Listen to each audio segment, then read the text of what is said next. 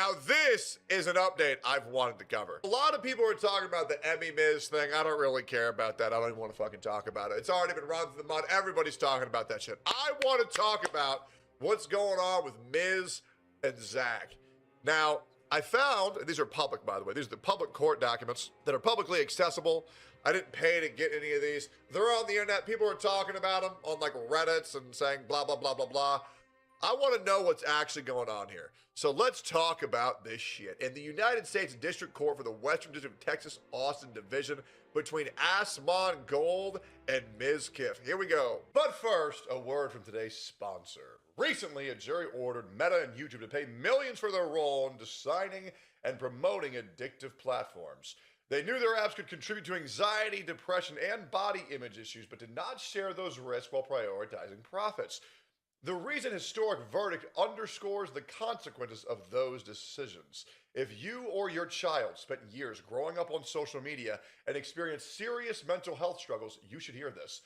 Morgan & Morgan is stepping up to hold these platforms accountable for the harm they caused. You can use the link in my description or scan the QR code to take a short quiz to see if you qualify for a case.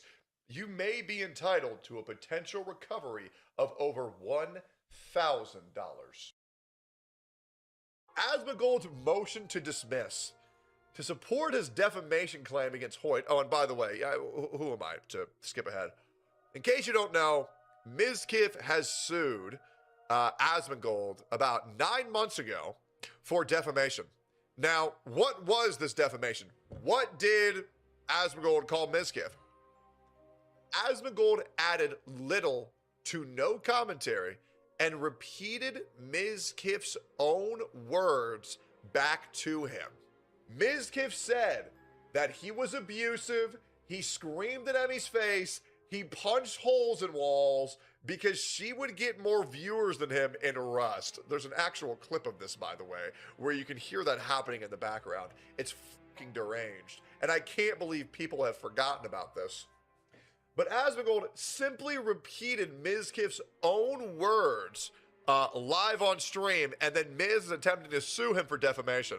Well, let's see how this lawsuit is going. Hoyt's motion to dismiss. To support his defamation claim against Asmongold, Mizkif alleges that since Emaru's live stream, Asmongold has continuously defended Mizkif on a near daily basis. This is simply not true. Asmongold, we've all seen his content. He barely talks about Miz. He doesn't give a fuck about Miz. He talks about ICE. He talks about transgenders. He talks about the Jews. He talks about Hassan, maybe. He talks about video games. Mizkif, nowhere near the top of the list for daily commentary. I don't know what reality we're living in. He specifically references only a live stream by Asmongold on October 26, 2025. So, one stream, even though Mizkif says near daily basis. Mizkif alleges without providing direct quotes. Miz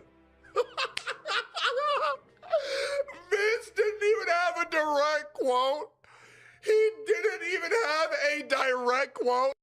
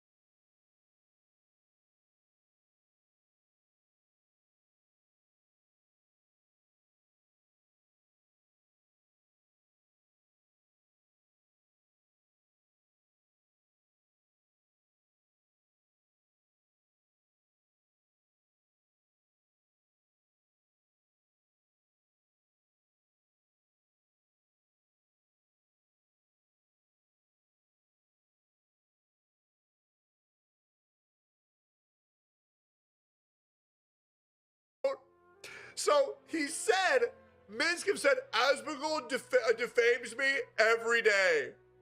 Well, actually, it was only one time. A direct quote of him doing it? Well, I don't really have any of those. I don't really have any of those, but I swear, bro, literally, rent fucking free in Miz's head.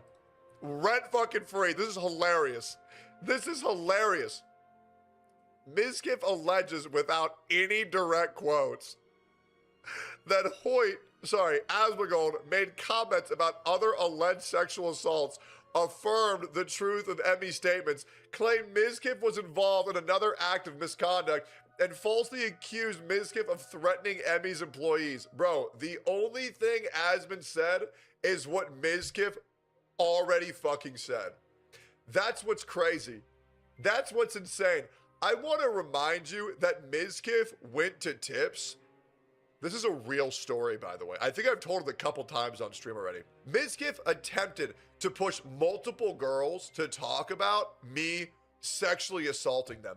Like 1 year to 1 year and 3 months after I joined OTK, Mizkif had this random girl schizoing out and was telling Miz that I was hacking in to her computer, that I hacked into her computer, and every time she was live, and every time she did anything on the computer, that I was jacking off to her.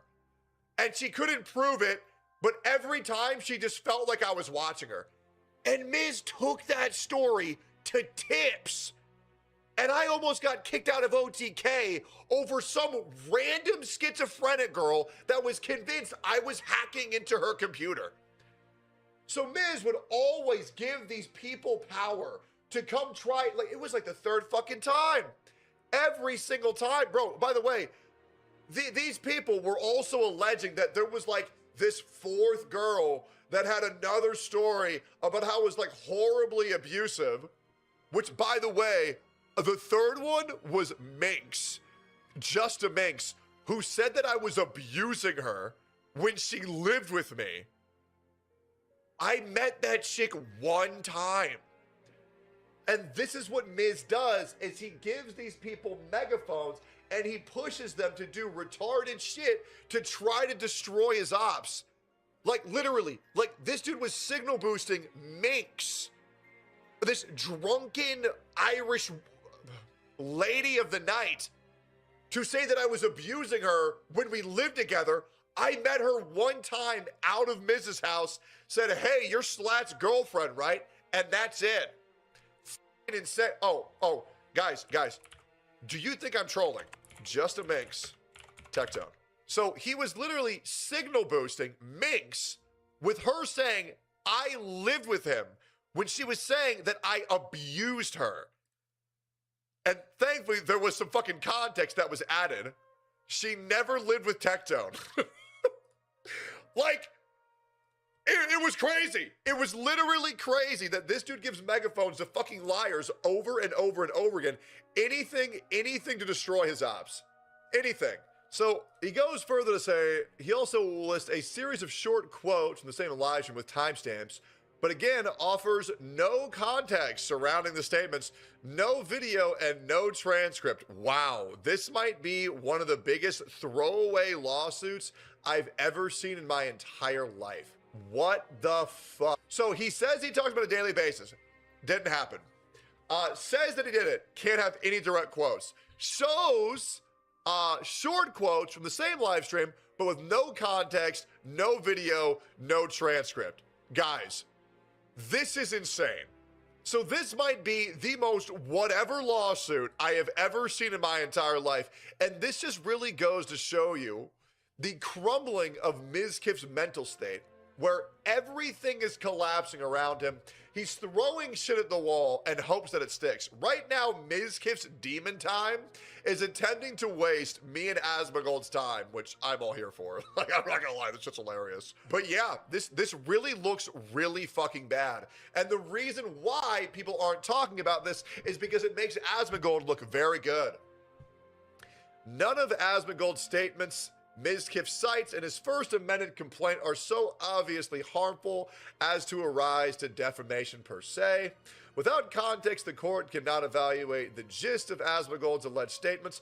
It's not the court's duty to scour the record to find support of a party's allegation. Very true, because Mizkif does not clearly allege which statements... No way! Because Mizkif does not clearly allege which statements by Asmongold are defamatory and provide relevant context, the court cannot analyze whether the statements are reasonably capable of defamatory meaning. So this means Miz can't even say which statements by Asmongold are defamatory in nature. He doesn't even know. He doesn't, he said, well, he talks about me daily. No, he didn't. Oh, well, here's a quote right here. Where? Oh, well, it's not a full quote, but it's like part of the quote. Okay, what's the context? Well, I don't know the context. Okay, so what do you want us to check for defamatory? I don't know, you guys figure it out. It's not our job to figure it out. What? Like, this is like a toddler going to court because somebody in third grade called him a poo-poo head. But he didn't even get called a poo-poo head. He just thinks that somebody called him a poo-poo head. This is like deranged, psychotic behavior. This guy is out of his mind.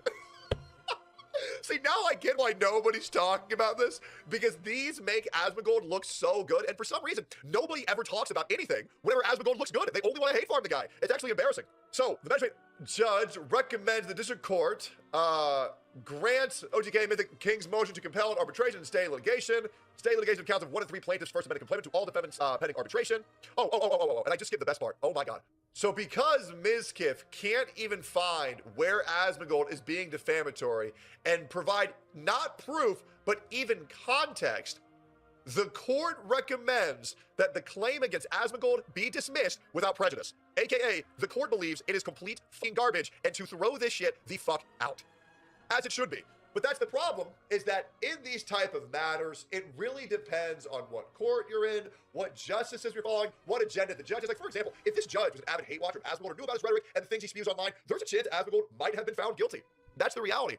But for this, I think Asmongold's doing a great job of shutting the fuck up, not saying a damn thing, and I hope he continues to do so. This is hilarious. Court really is a fucking circus right now, and I'm here for it. I'll keep you guys up to date if there's any other updates, and we'll talk about it very soon. Make sure to like, comment, subscribe.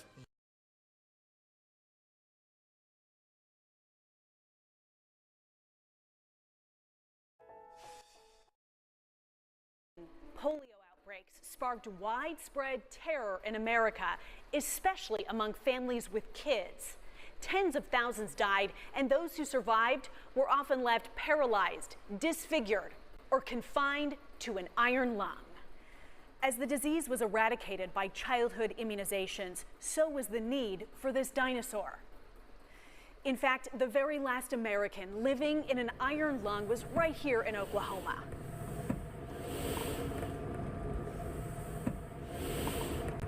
I got it on my 5th birthday. In 1953, I woke up and it was sunny and I started to sit up and my neck was killing me, my throat. And I couldn't lift my head off the pillow. 2 years before the vaccine. So I turned blue. So I wasn't breathing much and I was blue. 35,000 Americans got polio that year. After 4 days, I went unconscious.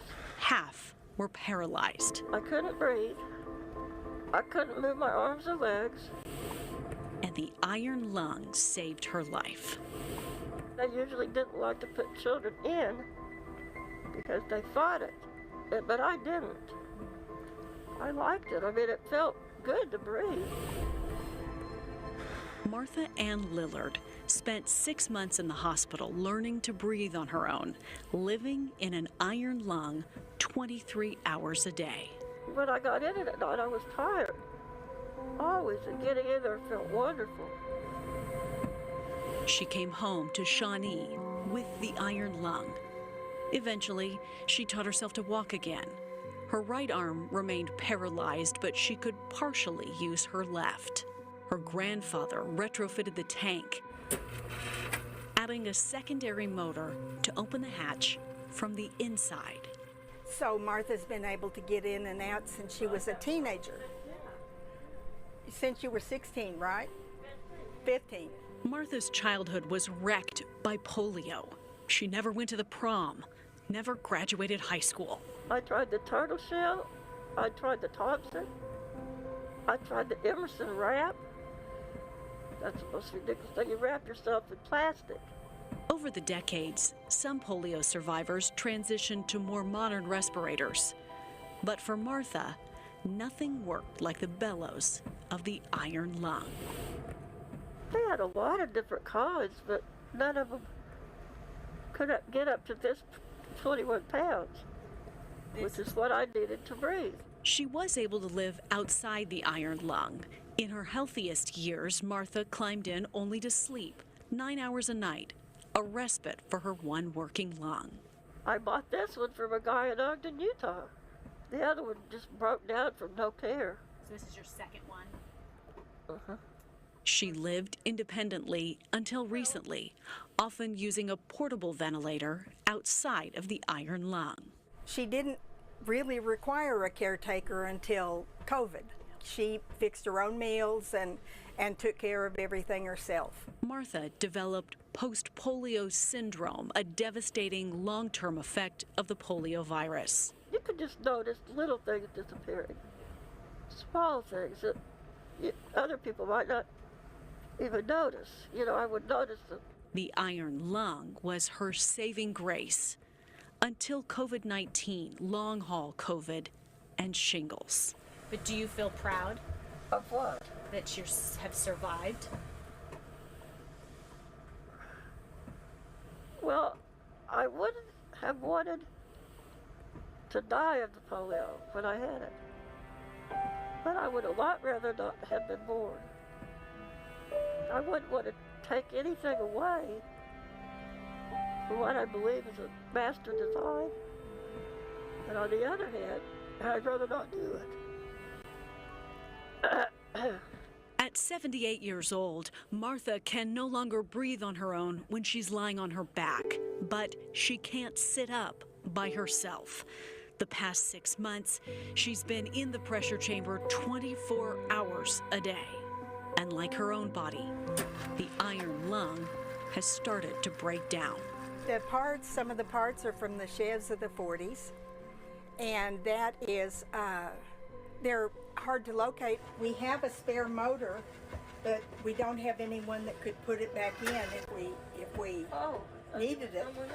Power flash just ahead of me at the Shawnee Mall. Power flash. Last year, a tornado knocked out the power here. Her generator failed, and Martha's husband did mouth-to-mouth resuscitation until help arrived.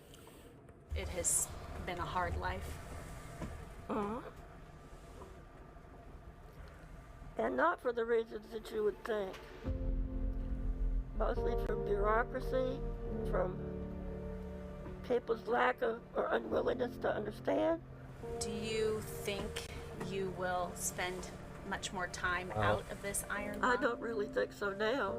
Martha faced death head-on 73 years. She fought with courage, breath by breath. On the last day in June, she took her last breath. Martha was removed from the vacuum. And for the first time in 73 years, she slept outside the iron lung.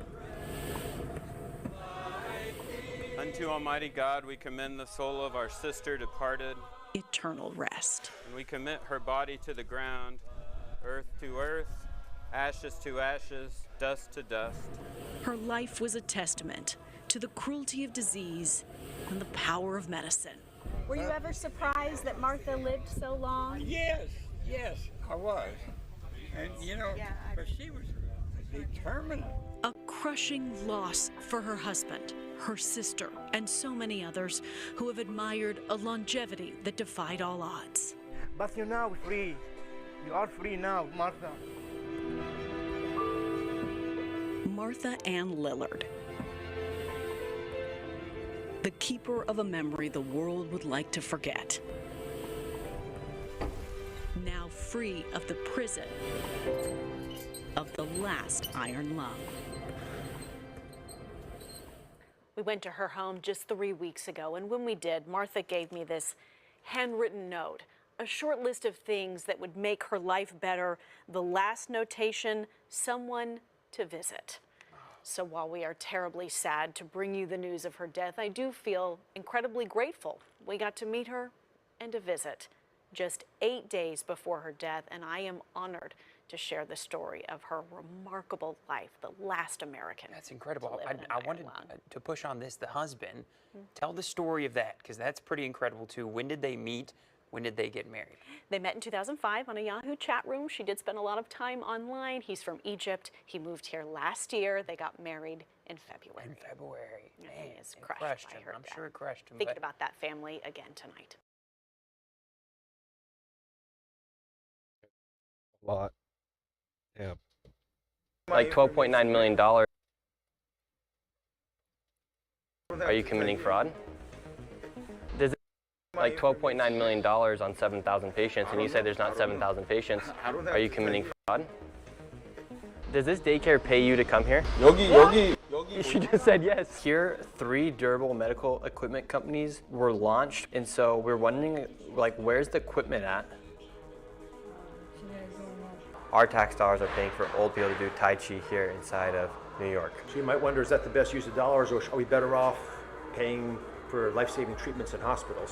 One of the largest fraud schemes in America is taking place in New York City, as billions of dollars is being defrauded by organized Korean and Chinese mafias, along with other foreigners operating and stealing taxpayer dollars. They are using the elderly and the needy to bill the United States government billions of dollars at your expense. In the state of New York, government-funded personal assistance has become the #1 fastest growing industry in the state, going from $2.5 billion in 2019 to now nearly $12 billion in 2025.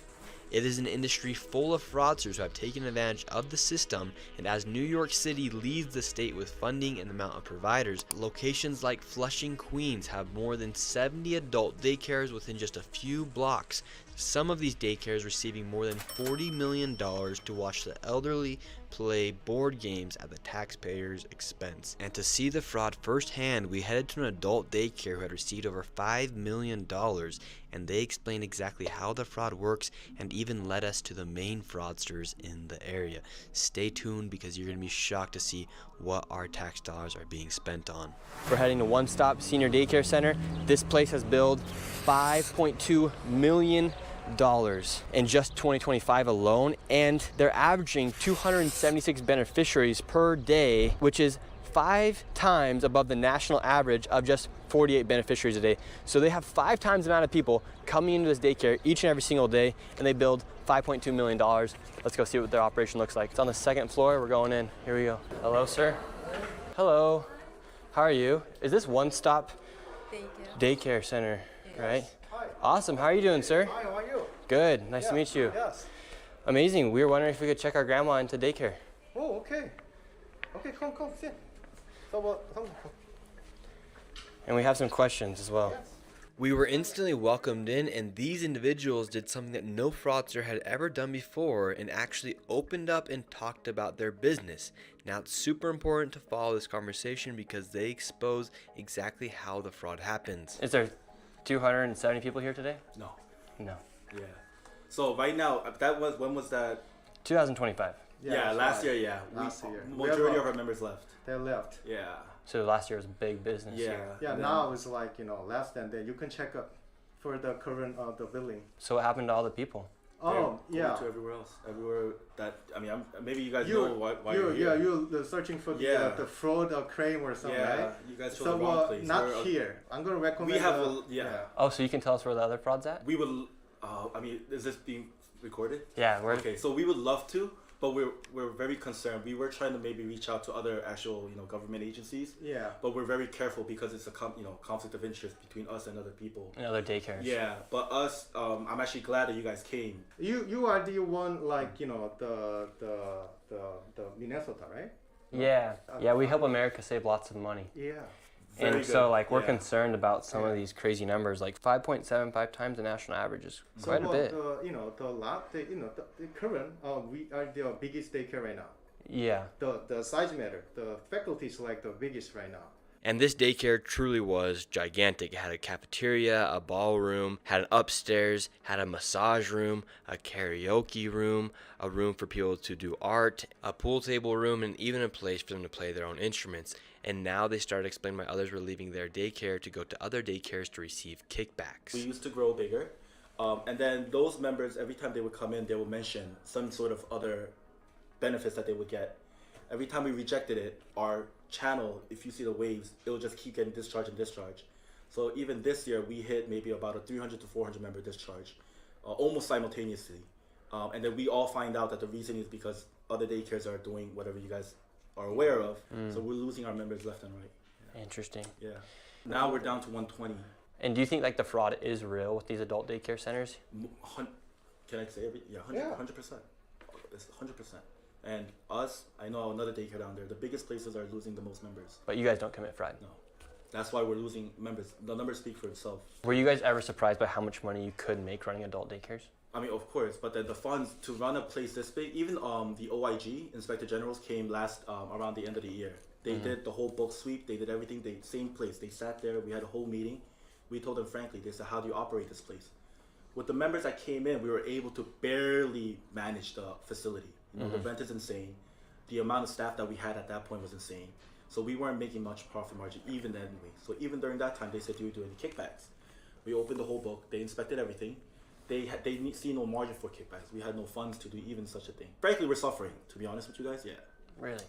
So I need you guys' help. Yeah, no. I need you guys' help. Very, very. Like, how can we help? There's so many places that we could send you to do the same thing, and you'll really get whatever you need from them.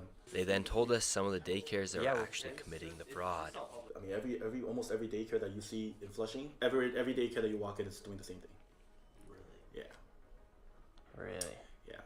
So how does the fraud work then? So like someone takes in the people, and then they start getting kickbacks, or they start billing other transportation companies, or so just now I was having a consultation with 2 members. They've been here with us forever. They're telling us that all their friends are leaving. We already he's squealing. He's literally squealing. This is impressive. Going on. So they're telling me that every daycare that is doing it is teaching them how to like logically think about this. They're treating the kickback as not a kickback. They're just thinking that if, let's say, the CEO makes a profit margin, then they give that margin back to the members. So they tell the members that that's not a kickback. We're telling them it doesn't matter. Then the funds should decrease so that there is no sufficient funds for them to actually flush it back out into the public. They don't understand that. So usually it's per member, per day, per referral, who do you come with, how you get there, how many people you bring. So like the way it works is an old person then tells their friends, hey, join us, join this daycare. Then we get a kickback off of you joining, like a referral program. Correct, exactly. So let's say... And they bill Medicare and Medicaid. No. Medicaid. So companies like you guys bill Medicaid, and so then these old people are giving kickbacks from Medicaid money to... So what the old people. Exactly. Is it a daycare that's giving the kickback for the referral? Correct. Or it's not Medicaid, it's the daycare giving the kickback. But with Medicaid's money. Medicaid money. Correct. And when that fund, when the specific daycare bills something per member, then there's basically deals that's going on between them two. You know what I mean? Like how many days do you get? Basically, let's say you come into my daycare and you have X amount of days. Then that's funds that I'm making off this one member. There's a kickback portion of that goes back to that member. Wow. If you have a referral or a large group, usually people move in groups these days. So that's what's the, So these old people are out recruiting people to come to certain daycares. Members themselves, friends, people that's all about money. You know, previous business owners that retired. Even the daycare itself, they have staff in there, or stuff like that. It's wow. The whole as an owner side of that, I can say that's why I wanna close the business at this moment because I cannot compete them like money. I cannot do that. So yeah. Were you guys ever doing that? No. We then left and headed to the #1 daycare in the area that's received over $44 million over the past few years. And this is how much money they received this year. We're outside of Sunrise Senior Service. In 2024, this adult daycare right here billed $12.9 million. In adult daycare, they paid $10.8 million. And in transportation, they paid $2.1 million. The last daycare we were at said this is the one that is taking all their clients and they're giving kickbacks. Let's go see what's going on. So look right here, they just put them in this van right here. They bust these old people in and then they bring them in here and then they're taking kickbacks. Oh, we're going to Sunrise Senior Service. I am working over there. Oh, perfect. What brought you here? Oh, I would like to sign my grandma up for daycare. Can you repeat that again? I would like to sign my grandma for daycare. Oh, she's American, right? Yeah. But no American here, so yeah. So you're discriminating against Americans? No, not. What the fuck is going on? Not no discrimination, but yeah, only Koreans here, so I think she can not, get along. She's not gonna get along because there's only Koreans. With other people because that's what the fuck.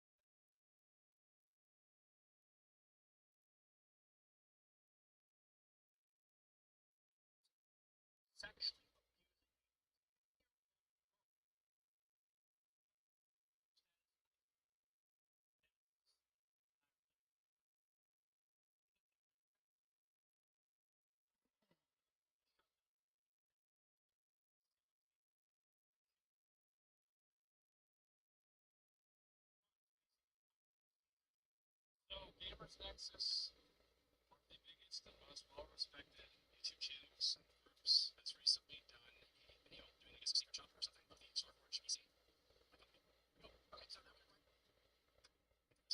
Camera is super honest. They have the tape on SSD on the thermal pad, but overall, it's pretty good. You see the body, PMI Pro, this is strap. The first fucking clip. Overall, it's pretty good. Alright. I'm not stressing out yet for a PC to review, and it was actually kind of difficult to covertly buy this one. We had to buy it through the secret agent in another state. But of course, this was also to ensure we got the full customer experience to it, and having it not even in the same state really makes sure like their cable connection is fucking nuts. Like, I didn't even know you could do this with a PC. Like, as you look at my PCs that I've made, well, that's just like it looks like a snake nest. This system has an i5 13600K and an RTX 4070 in it, and it's currently about $1,950 on the website. This game, by the way, this PC, by the way, it can run Warcraft Classic. So if you need to play Wrath of the Lich King, this one will let you do it, or Season of Discovery. Now, our system started testing at the beginning of November. This review will go through acoustics in our hemi-anechoic chamber. We'll also talk about thermals in the lab and the usual packaging, BIOS, and software inspection. And because we expect that some of the viewers to this video is some rebuild review of StarForge, we'll be making to the channel. Each of these sections will have a little bit of an explainer on the methodology of how to start. Before that, this video is brought to you by Anonymous and our new Discord PC t-shirts on store.gamersnexus.net. These shirts are the best way to support us and our testing and educational content while getting a fun way to recap another year of chaos PC hardware and gaming industry.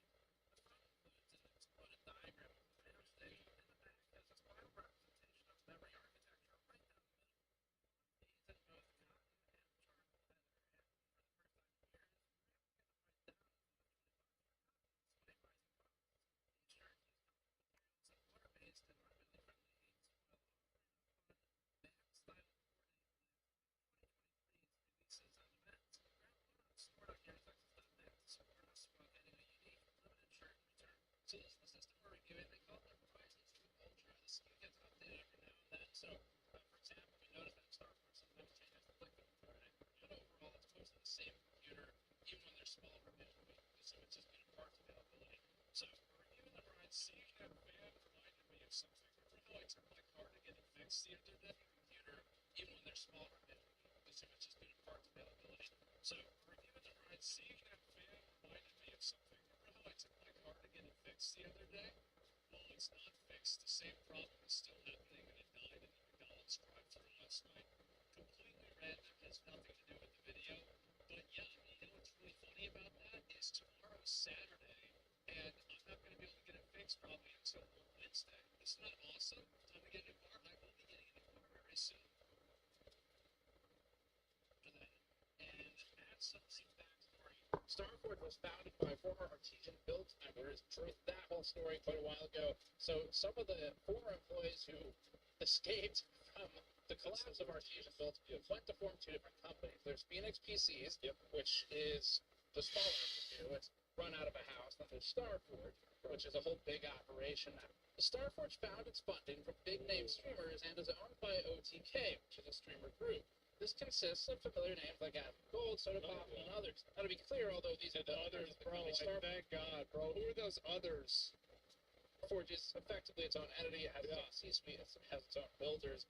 And so thank God, and like, who's those others? I think I need to unscrew. Is this the one? I think I need to take off the feet. No? No, bro, there's no way. Just slide the glass up, but it doesn't. I got CEO, by the way, I'm literally texting the people at StarForge at this video. Shut up. How does that take the top off? Come on, Louis. No, not yet. Probably for the best. Company easily is doing millions. I've made my own PC. I've made multiples of my PCs. You can see all my PCs over on the PC graveyard on the other side of my room. That's where I put all my PCs. They're footrest. Yeah, it's a footrest. That's the PC I made. In revenue per year now, many millions. And like, company easily is doing millions in revenue per year now, many millions. And it likely has outpaced Artesian, which itself was surprisingly successful before its nosedive. If you don't remember that story, here's a quick reminder. And there's the re-roll. And that should pretty much recap it. That's old news, though. The company is now successful enough that we think it should be held to the same standard as its peers in the space. We've reviewed a lot of SIs now, and this is going to be another one of them. True, right? I mean, because like the thing is, if we can't meet the same quality standards that other people can, we're never going to be able to evolve beyond just selling to like our fan base. They cannot speak English. Oh, she speaks Korean. Oh, that's American? Yeah, American that speaks Korean. American, Korean American? Yeah. Oh, that's right. Okay, then no problem. Okay. Yeah. Her name's Debbie. Debbie. Yeah, she wants to come and play games with the old people. Oh, yeah, she will be here? Yeah, right yeah. Now? We're thinking about bringing her here. Oh, when? Not yet.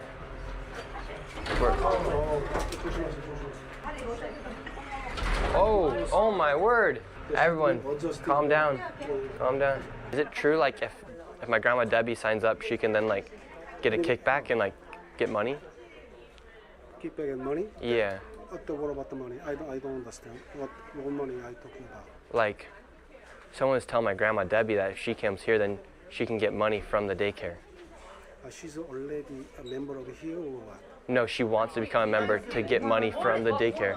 I'm the owner. Oh, great, yeah. So, got a grandma, her name is Debbie, and she would like to become a potential member of the daycare because we were over at another daycare and they don't offer kickbacks. And so do you guys offer kickbacks? No, we don't offer kickbacks. No? Of course not. Because that's what the other daycare was saying. Which daycare? Well, just the one over there. I don't know. It's what they're saying because I'm the owner, but I'm not doing kickbacks.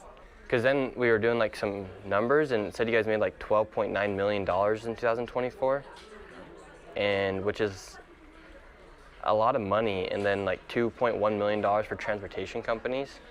What is it? So like you guys billed $12.9 million, and then out of that $12 million, 10 was for adult daycare and 2 was for transportation. Yes. And so they're saying they're giving kickbacks. No, we don't. So where? Where? Who told you that?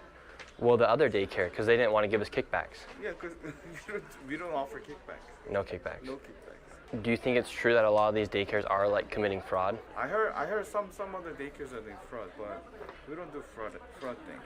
Gone to Where daycare? Did you come from? Where'd I come from? Yes. Oh, I come from around here. Yes. We're just concerned about where our tax dollars are going. So, and how come you guys are the daycare that receives the most amount of money here in Flushing, Queens? We have a lot of members. How many members do you guys have? I don't have to tell you.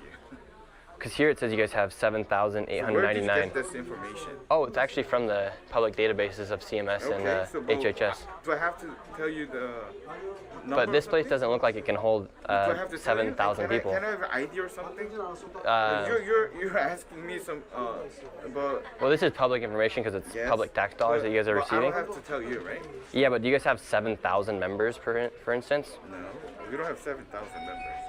Okay, well, that's what it says. You have 7,899 in 2024, and then so that's not true. 7,000. Yeah. So you guys are you guys overbilling then? Because you guys are getting paid per patient $1,600, and that's how you guys got $12.9 million in 2024. I don't know how they calculate, but I don't remember all the numbers. But did you have 7,000? I think you'd remember if you had. No, we don't have 7,000 members. So, how come you guys billed for 7,000 people then? Do I have to tell you?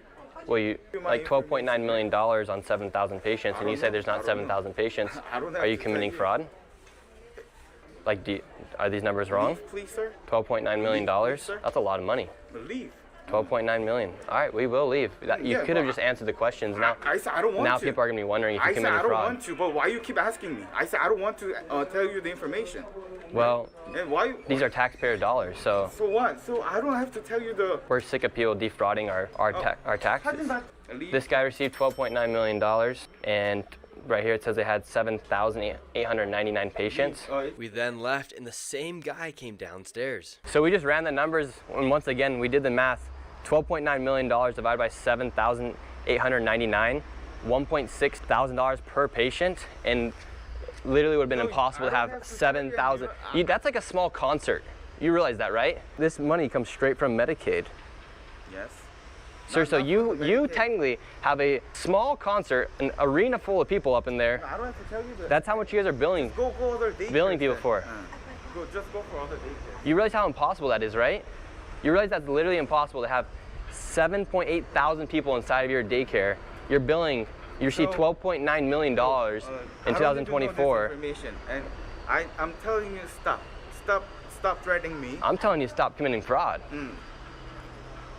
Sir, do something. Is it possible to have 7,000 people on that one floor? Like, that's how simple it is.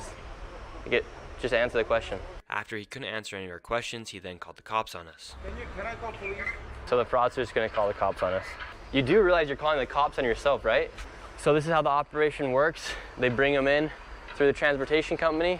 They bring him in right through this door into this adult daycare, and then they bill Medicaid. 7,000 people are supposed to fit on that second floor right there. 7,000 people is the size of a small arena. You realize you just called the cops on yourself, right, for committing fraud? Well, I did. $12.9 million, 7,000 patients, they're nowhere to be seen. Dude just snitched on himself. Hello, ma'am. How are you? Does this daycare give kickbacks? Does this daycare pay you to come here? 여기. She just said yes. She just said yeah. She said yeah. God bless you. God bless you. I love your shirt, USA. She just said they get kickbacks. She said yeah. Whatever with her then. Sir, this operation here is pretty crazy. And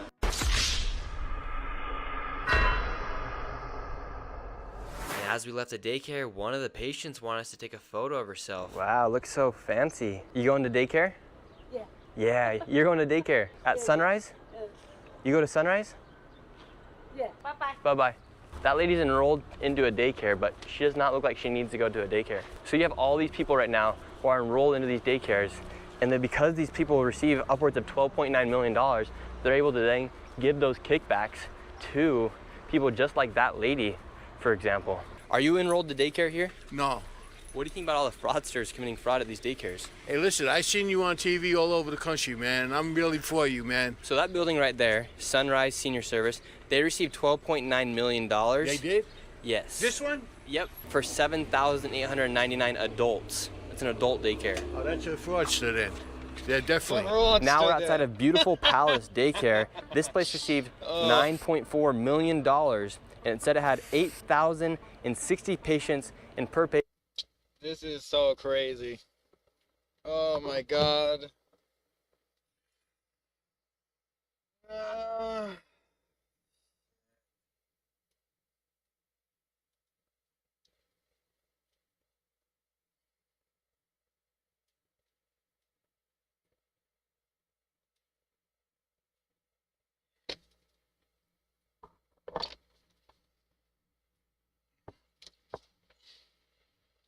It's just like that's not a good thing, right? Like, why would we want to do that? Like, you want to be so this is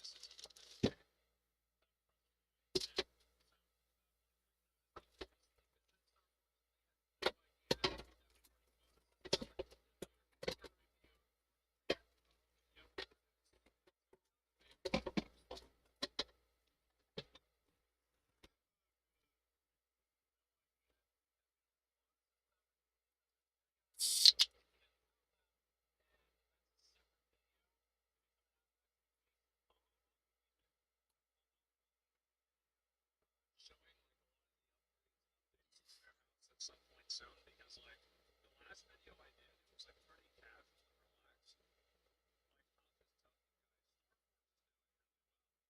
So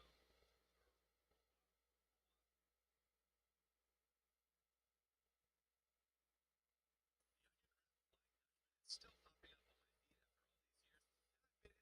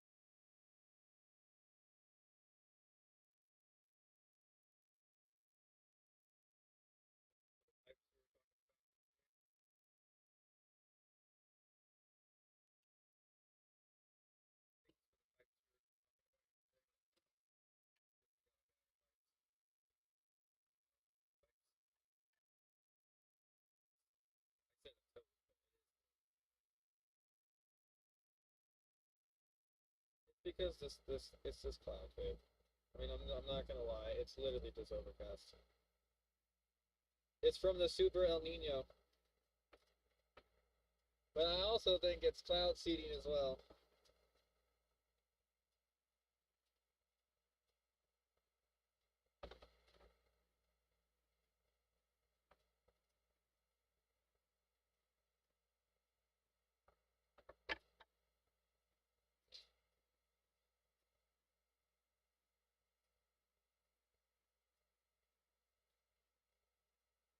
So before we get, what are we gonna eat? Like, or it's like an hour later. Like, what's the goal? Here.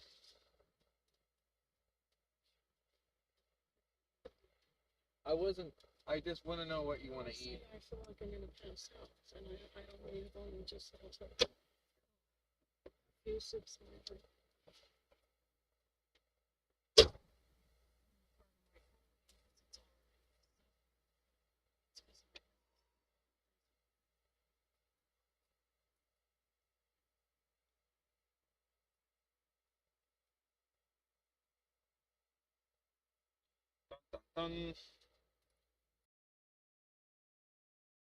Patient, that is $1,200. And they spent $1 million on transportation. And the thing is, these people are smart. Now that the fraudsters are on high alert, there are actually people inside of these daycares. However, these places are billing for 8,000 patients. It's quite literally impossible to have 8,000 patients inside of these buildings. As you enter, you can see your tax dollars at work as Koreans are using it to play board games and play bingo inside of an adult daycare. So let's see if we can enroll Debbie into some daycare. My name is Nick. We're coming through. We just put over at Sunrise Senior Daycare, and we've been going to a few of the daycares around here trying to look for the best one possible for our grandma Debbie. Oh, will you look? Because I'm busy right now. So will you do the service for the adult daycare? Or? No, we're looking for a good one for our grandma potentially. Oh, but I think we don't accept the new member, right? No members? Why not? Yeah, yes, because we have enough. Yes. How many do you guys have? It says you guys have 8,000 patients here. No. Around 8,000? No, who say that? HHS. Yeah, we're looking for potential places for our grandma that aren't fraudulent. I mean, if you're looking for your potential. Because this comes from the public HHS Medicaid provider spending data set. We don't have that one. But $9.4 million. Sorry. Okay. Do you guys have 8,000 patients? No. No. Did you guys bill for 8,000 patients in 2024? No, that's too much, no. Yeah, it is a lot, right? $9.4 million. That's just crazy. Do you guys receive money from Medicaid? No. What are you talking about? No, so this is all self-funded by the We're doing elders? the inspection right now for the insurance company, so if you have any questions, you have the right. I'm so sorry about So it. do you guys not receive money from Medicaid then? So not me, right? And remember this guy because we'll be coming back to him later with Dr. Oz. Everyone is on high alert right now. No one can justify the numbers. As we're leaving now these locations, they're calling everyone. It's alleged that this has ties with potentially the Chinese mafia, and a lot of this money is being funneled and no one really knows exactly where it's going to. We do know that fraudsters here in the United States oftentimes are foreigners, and it's oftentimes foreign governments that have infiltrated our government and are taking our benefits to then funnel and take that money to these other countries. And right now, as we are going to these locations that are receiving millions upon millions of dollars, right now in Poly Market, there is an 8% chance that Mamdani, the mayor of New York City, will pass the 2% millionaire tax before 2027. All these people that are becoming newfound millionaires, if it passes, are gonna have to start paying an extra 2% on their taxes as well. Kind of interesting perspective. We're outside of Hiroseam Adult Daycare. This place in 2025, it made $7.6 million, and its initial startup was in 2024. So it went from not existing in 2023, existing in 2024, and then 2025, it went and made $7.6 million. Here we go. And as we arrived, one of the staff was right there waiting for us. Hello. How are you doing? Waiting for us? Yeah, nice to meet you, sir. Yeah, is this Hiroseam? Adult daycare? Yes. Received $7.6 million in 2025? Not sure. Not sure. Okay, well, I'd like to enroll my grandma, Debbie. What's that? I'd like to enroll my grandma, Debbie. Can I get some paperwork? Business is booming here at the daycare. They have it pumping right now. Got all the elderly out here right now. This place made $7.6 million in 2025. That's not your business. It actually is because it's our tax dollars. It's public information from the HHS. So what? So what? Yeah, you pay all this tax? No, I paid quite a bit of taxes this last year though. I don't care, so can you leave? Would you have a problem with us being here? Yeah, you guys are like disturbing us. Oh, I didn't mean to disturb you. I was just asking about our tax dollars. Why are you asking? $7.6 million for this daycare. New York Medicaid, adult daycare payments from CMS. We're just asking questions about the numbers, sir. But if you don't want to answer, it's all right. Here, location is 3520 147th Street. These three white guys are here and they are not living. They are disturbing us. He's calling the cops on us now. We're just asking numbers about the public information. The reason why we're asking these questions is because this is tax dollars. This is New York Medicaid that people pay taxes into, $7.6 million. And I think people are just curious, where is this money going and how's it being spent? Did you guys talk with Medicaid at all? Well, this is Medicaid. This comes straight from their numbers. Yeah, did you talk with them? We're curious about what the money's going to, so we're coming straight to the source. And if there's nothing to hide, I don't know why you guys just can't answer the questions. Well, I just don't feel a reason why we need to answer. And now we're not saying exactly that all these businesses are fraud. However, we are showing you where our tax dollars are going. And when these people do receive $7.6 million, and we're just simply asking, why do you guys need that money? And they can't answer any of the questions. It does make you speculate a few things. Now we are speculative about the fraud on this daycare. However, we then talked to one of the transportation ladies who drives one of the vans, and she says that this daycare is the same one as Sunrise, and they built this daycare because they needed another spot to put the clientele from Sunrise. Fraudulent. So this daycare started in 2024, and its second year in business, they made $7.6 million. Wow, that explains a lot. Sunrise Daycare just over there, they made $12.9 million in 2024. This is Sunrise as well. I guess it's so big that they opened this one too. So these are two daycares. So if the seniors are not here, they're over there. And so altogether, that place has made upwards of $20 million, whoever is the business owner of Hydroseam and Sunrise Adult Daycare. Whether that's one person or a partner, that's a lot of money within just this one block. That's about $20 million. Now we're outside of B&B Adult Daycare. This location made $5.5 million. That's how much they billed Medicaid, and they averaged 241 beneficiaries per day. On their peak day of business, they had 348 beneficiaries. That comes out at $27,000 paid in one day. That is 5 times above the national average for adult daycare centers. Let's see what kind of operation B&B has going on. And I want to keep in mind, we're not targeting any community or any race, anybody. This is just straight from the numbers that we pulled, and these are the numbers that have the most amount of money and have the most amount of suspicious activity going on. So it has nothing to do with Koreans, Asian community. This just has something to do with straight up fraud and money that's tax dollars are going to. And we're not saying each location is fraudulent. We're just showing you more than anything where our money is going. What do you guys do inside the daycare? What? What do you do inside the daycares? Saturday? In the daycare, what do you do? I do this. What do you do? Yeah. Speak English? English and piano and ping pong, everything. Wow, it is booming in here. Wow, this location right now is popping. They got this place filled with seniors. We're just going to a lot of the daycares here today. You guys B&B? Yeah. Yeah, why are you guys here? Oh, we're just going through some of the daycares around the area. Can we talk to you guys out here? Yeah, sure. Do you work for B&B? No, he doesn't. But he's our auditor. So I'm an auditor what he's of saying is he knows healthcare what's up. company. So the auditors are all coming through today. What a coincidence. Annual checkup. What are the odds that the day Nick Shirley shows up to have an annual checkup? The odds of that happening are very, very slim. So you guys received $5.5 million in 2025. In your peak day, you guys have 341. Yeah, right here. So how come one day you guys had 348 beneficiaries? No, I didn't answer. Can you give me permit? We don't need a permit to film. But do you think there is fraud taking place here inside some of these daycares, ma'am?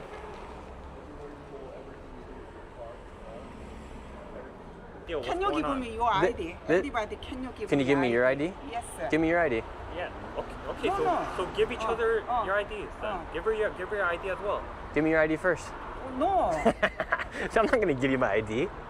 My name's Nick Shirley. I have nothing to hide. For you guys' benefit, it would help if you guys could just answer. I don't want to benefit. I don't What's think an you F? understand what I just said. What's $5.5 million? Have a good day. Yeah. Have a good day. Are you guys committing fraud by chance? No. We just wanted to know what that $5.5 million is being used for. And look, around here you'll see lots of nice cars. Range Rover's pulling up right here. It's strange that you guys receive $5.5 million from Medicaid and can't answer a single question. They're freaking out right now. When you're done, decide right now. What do you want to do? You speak English, sir? And nobody speaks English here. Yeah, all of our tax dollars are going to locations just like these. This comes straight from New York Medicaid. And all we're doing is simply asking where the money is going, because this is straight from New York Medicaid, but nobody will be able to answer any of our questions. Hello, ma'am. Do you want to answer any questions? $5.5 million went to this location, yet they can't even answer a single question. Bro, love your video. Oh, love thank you very much. Really appreciate it. What are you doing over here? We're checking out these adult daycares. Oh, they're doing it here too? Yes. What do you think? way. What do you think about all these adult daycares? It's crazy. This place, for instance, right here, B&B, they receive $5.5 million. Are you serious? I'm serious. I don't know, bro. There's a lot of them, I'll say that. Do you think your tax dollars should be going to fund old people paying cards? Probably not, no. Right here in this street, there's another daycare. Silvertown Daycare has this entire plaza. This is the daycare right here. And it's more just like a cafeteria than anything. Looks like some people are coming out. What's your take on all the daycares popping up here in this part of Flushing, Queens? Do you think it's unnecessary? What is this for? Oh, we're just doing a documentary on all the daycares. Do you think fraud is taking place inside the adult daycare industry here? Definitely. Definitely. Yeah. But Are you committing fraud? hopefully not. Hopefully not. So let's say you guys aren't committing fraud, but these other daycares are. What kind of fraud do you think they are committing? And do you think some seniors do receive kickbacks for going to some of the daycares? There are rumors, but there's no, concrete, anything concrete, proof or evidence. Does this daycare pay you to come here? Do you notice a lot of these adult daycares popping up around here? I'm running for assembly, actually. And what do you think about all the adult daycares here?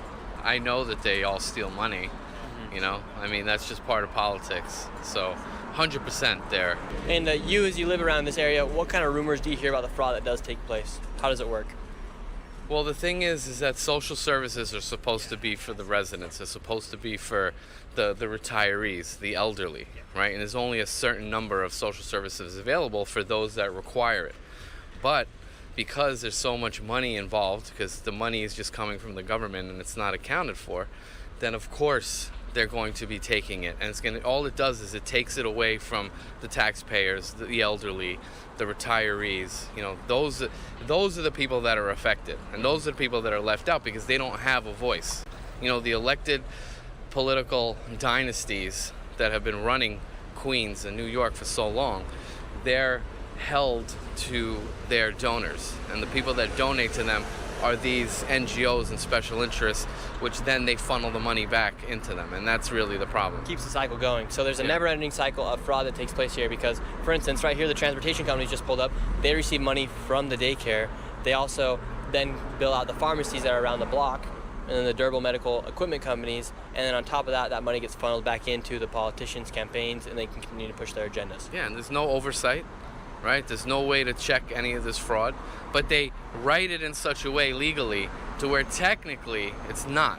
You know what I mean? But it's not right. And that's the issue. Outside of this daycare, we got a Mercedes, we have an M3 BMW right here. Lots of nice cars rolling around these daycares. Got a Porsche right there, another Porsche right there.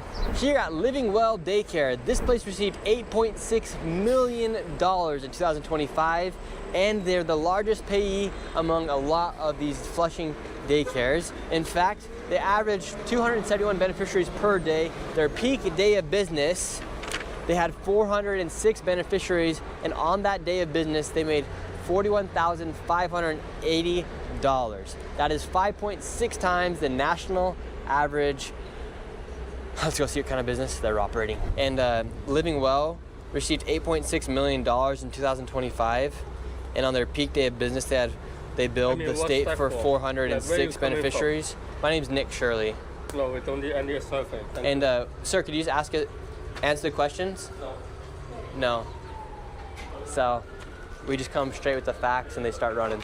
And $8.6 million in 2025. Flushing, Queens is full of adult daycare businesses that I believe are operating fraudulently. None of them will answer any questions, and we're coming straight with the facts, straight from the data sets that are public for all of you to see. Now, what's crazy about this fraud here in New York City is that adult daycares is actually only a small percentage of the fraud. The home healthcare industry is filled with fraud, from the pharmacies to the durable medical equipment companies to the home healthcare agencies that operate. Now we're going to be diving deep into each one of these, and they all include dollars from your taxes. Now, this is exactly how big of an industry it is here inside of New York City. In New York City, in 2018, they billed $3.5 billion.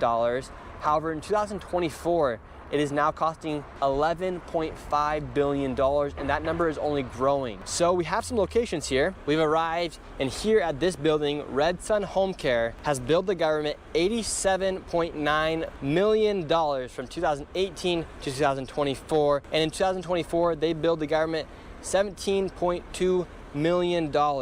And just in 2024, they had 122,000 claims, and since 2018, they've had over 674,000 claims. And what's really crazy about this is they're billing all of this off of one service, off of one code. 99.86% of their $87.9 million in revenue comes from one service, from one code. The number is extremely, extremely high. Let's see what happens. Here we are in Red Sun. Hello. How are you doing? Is this in Korean or Chinese? Chinese. Chinese. Yeah, we have some questions about Red Sun Home Care. Yes, for instance, in 2024, billed over $17 million, and there's 122,000 claims. Could we speak to someone? Hello, how's it going? Good. We're just doing some digging around here inside of Flushing and inside of just New York City in general with some of the excessive billing of home care. And it says here, for instance, there's been $87.9 million in revenue off of one code. 99.86% of all that revenues come from one code, one service. What's the main service you guys provide? I don't know where you get that info from. Oh, it's straight from the databases that the government has. HHS. Yeah, the HHS, Health and Human Services, and CMS. It's public data. Because you guys receive public funds from taxpayers, so that information's then left public. Does that sound about right? That I don't know. I have no idea. I don't know what is that. What's your organization? My name's Nick. Yeah. Nick Shirley. But so like, what's the Nick Shirley? From which company? From Nick Shirley. I work by myself. What's the main service you guys provide? I cannot answer you. You guys do, well, I mean, 99% of all your services come from one code. Can we talk to somebody?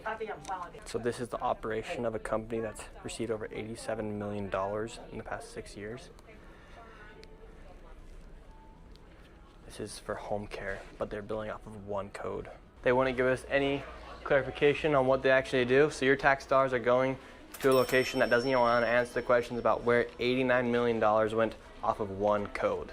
Kind of crazy. Inside of this area of New York City, you'll notice that there's these kind of buildings that pop up everywhere. They're called pharmacies, and they actually also share with another LLC that's called a DME, a Durable Medical Equipment Company. So this location right here, this one location, they have registered JD Drugstore and JD Plus Pharmacy. So one of those is actually a DME company, and then one's a pharmacy. And what they do is they work together to then work also with like the adult daycares, the home care systems around the area, and they send them to a location like this to provide them services and equipment that they actually don't need. And the Medicaid and Medicare wheel continues to spin and spin and spin because it's a never-ending revolving door between the adult daycare centers, the home care centers, these durable medical equipment companies, the transportation companies, and it's just one big flywheel that keeps it all running. And right here in this location, they're operating 2 companies that receive money from Medicaid and Medicare inside of one location. Let's see what's going on. So whether this is a place where they store it or they send out the payments, the problem with these locations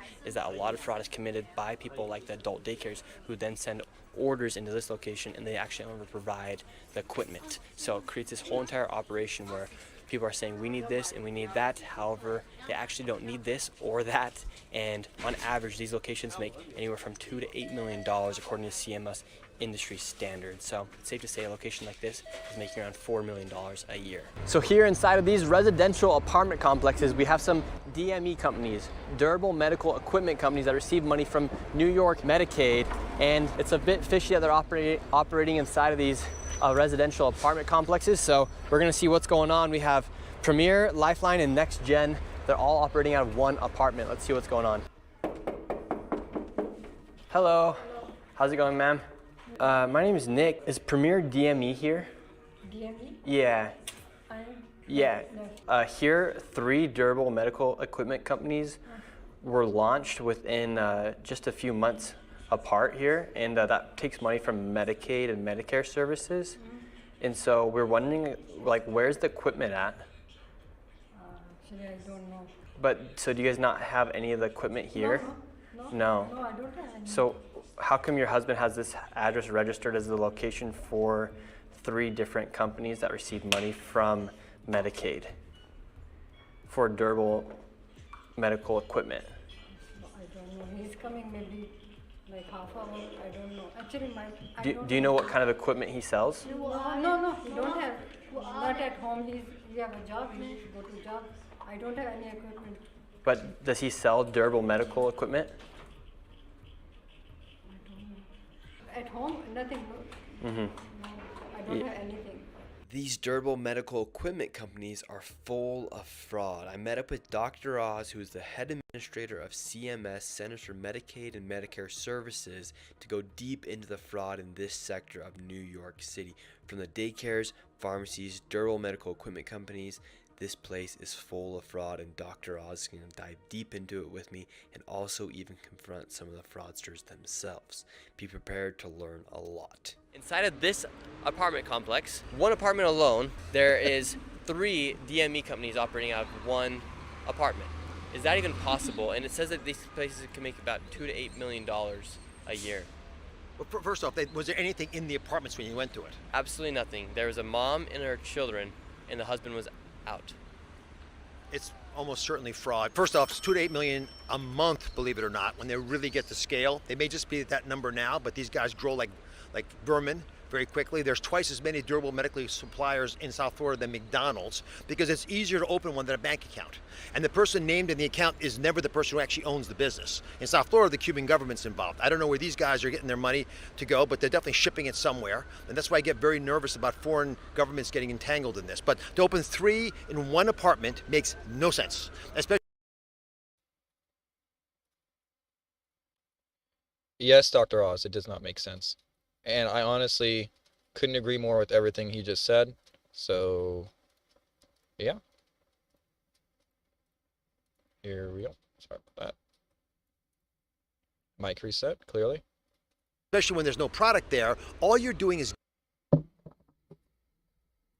gaming the system. And the fact that we didn't audit it, didn't catch it, didn't stop it, and they're probably out there making money infuriates me and should bother folks out there because it's your tax dollars paying for this. So it's literally impossible for someone to be operating a durable medical equipment company inside of an apartment.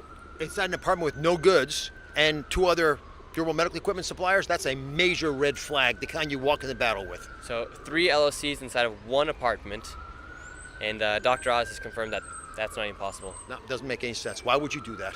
We then headed over to a daycare that had a pharmacy on one side and another medical facility on the other side, which goes to show the perfect example of a location that uses an adult daycare to carry out other forms of fraud. And so they might be working together. Often that's the case. One of the clues we have is if the social adult daycare center is running a lot of other businesses, a good example might be they're doing transportation. And so it makes us concerned. So this one was actually shut down, the original one, and didn't take long for another one to sprout right up again. This facility was shut down, back up again. It makes you wonder if the person that you went after was really the appropriate culprit, because maybe they're just, the frontline guy who's doing the beckoning of the boss. The minion here is following the orders of the Don.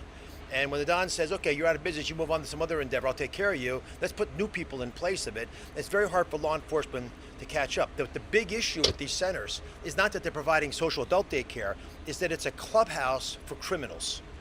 It allows these folks who are running these centers to pull together a bunch of seniors who might be innocent, walk in there, and they say, listen, I'll give you a little side cash. Let me have that number that you have, that's your insurance card, and I'm going to use that as a credit card against the government. I'm going to charge the New York State, who's going to then charge the federal government.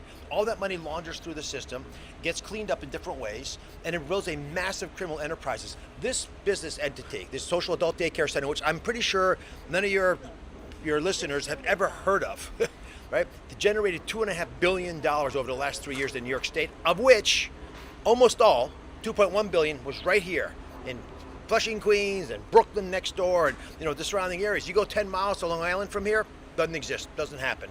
So if you're me, and I'm supposed to protect the federal tax dollars, it makes me very concerned. Something's wrong when all the money's spent in one place, and the problem is it's now starting to metastasize. This bad idea, the fraud, is starting to spread. Because it's not like adults just live in one spot here in New York City.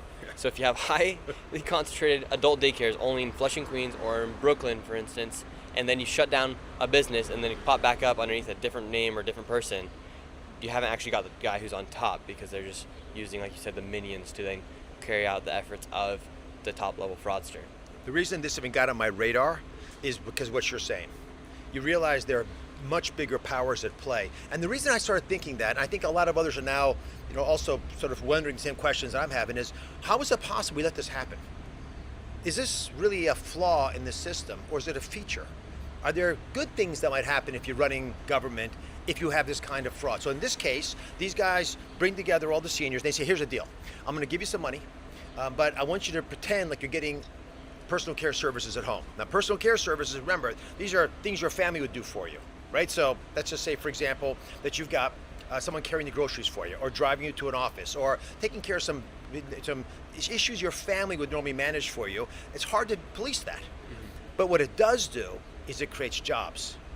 So now all of a sudden you've got basically the federal government hiring people to take care of all the people who come out of here. And all those services, although the state initially pays for them, the federal taxpayer picks up the tab. That's who pays the ultimate bill. And now you have a jobs program. Listen carefully. The most common job in the state of New York, by twofold, is personal care services that are hired when you go to one of these programs. Think about that. Twice as many jobs as any in the entire state are created by personal care services, and now they're unionizing those folks, which now creates a separate flow of money.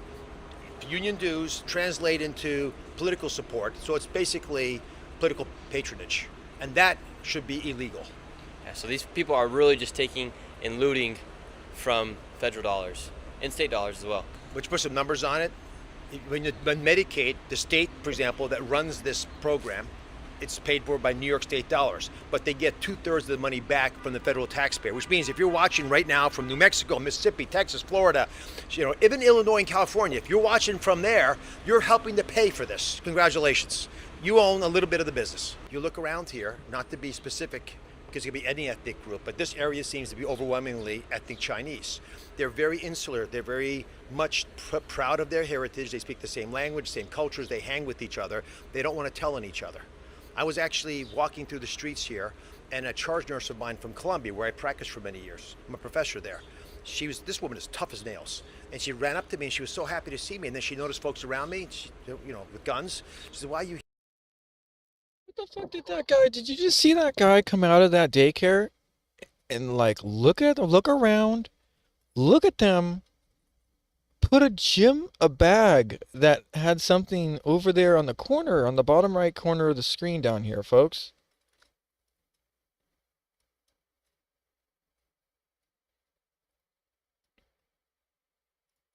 Where my face is. Right down here, you'll see it. He puts a bag there. And normally I wouldn't be looking at stuff like that, but he was just talking about how proud they are and they don't want to snitch on each other. Here. This woman is tough as nails. And she ran up to me and she was... Here we go. New Mexico, Mississippi, Texas, Florida, even Illinois and California. If you're watching from there, you're helping to pay for this. Congratulations. You own a little bit of the business. You look around here, not to be specific, because it could be any ethnic group, but this area seems to be overwhelmingly ethnic Chinese. They're very insular. They're very much proud of their heritage. They speak the same language, same cultures. They hang with each other. They don't want to tell on each other. I was actually walking through the streets here. This is supposed to be trash, right? Look at him look right directly at him. And a charge nurse of mine from Columbia. Look at him. Look at him look straight to the tree. He was going to walk that way. He stops. He puts the bag down.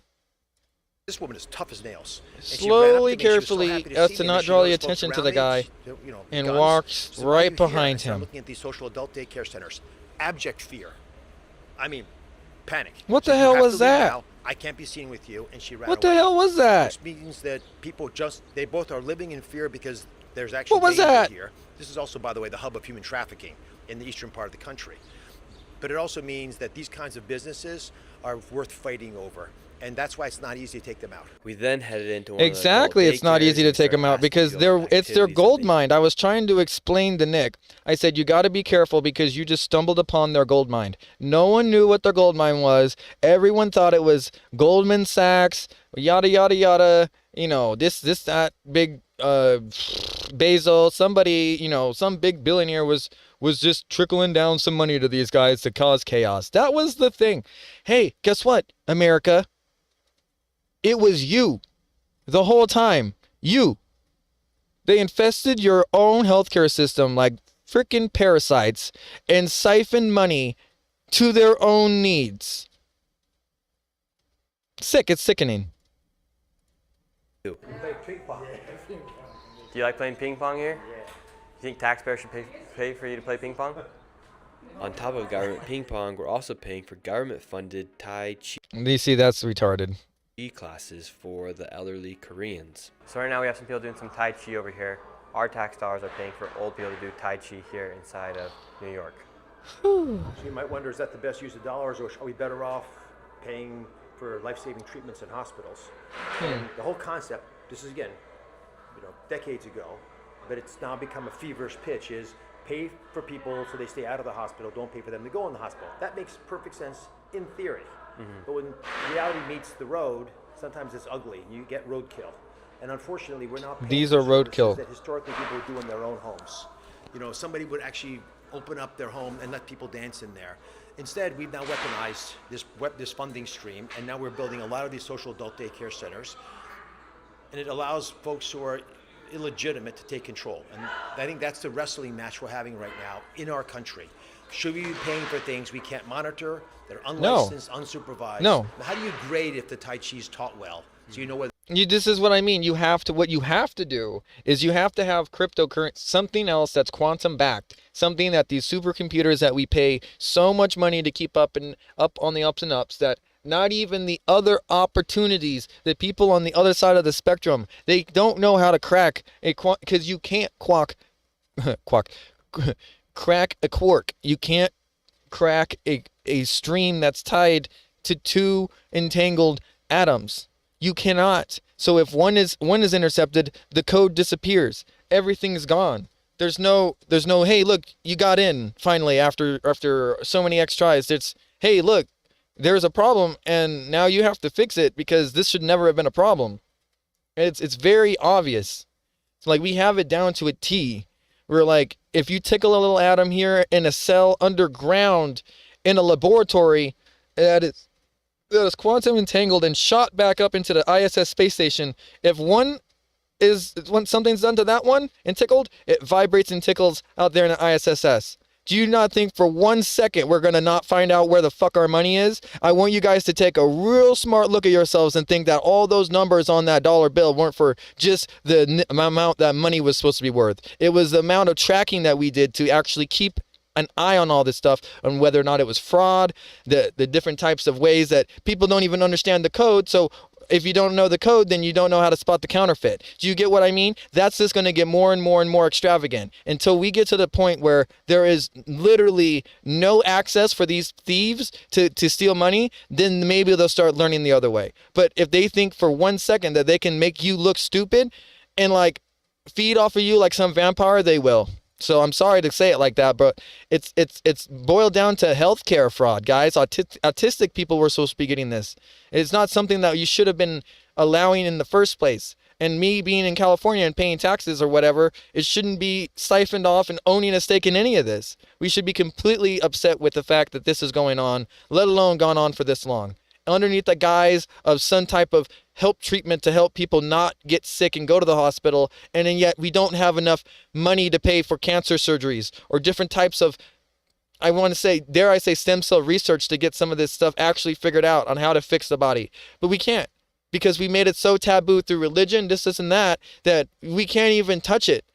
That lady, that first episode I just showed with the iron lung, one of the things that her dying words was saying 8 days before she died was, what was one of the hardest things? Bureaucracy.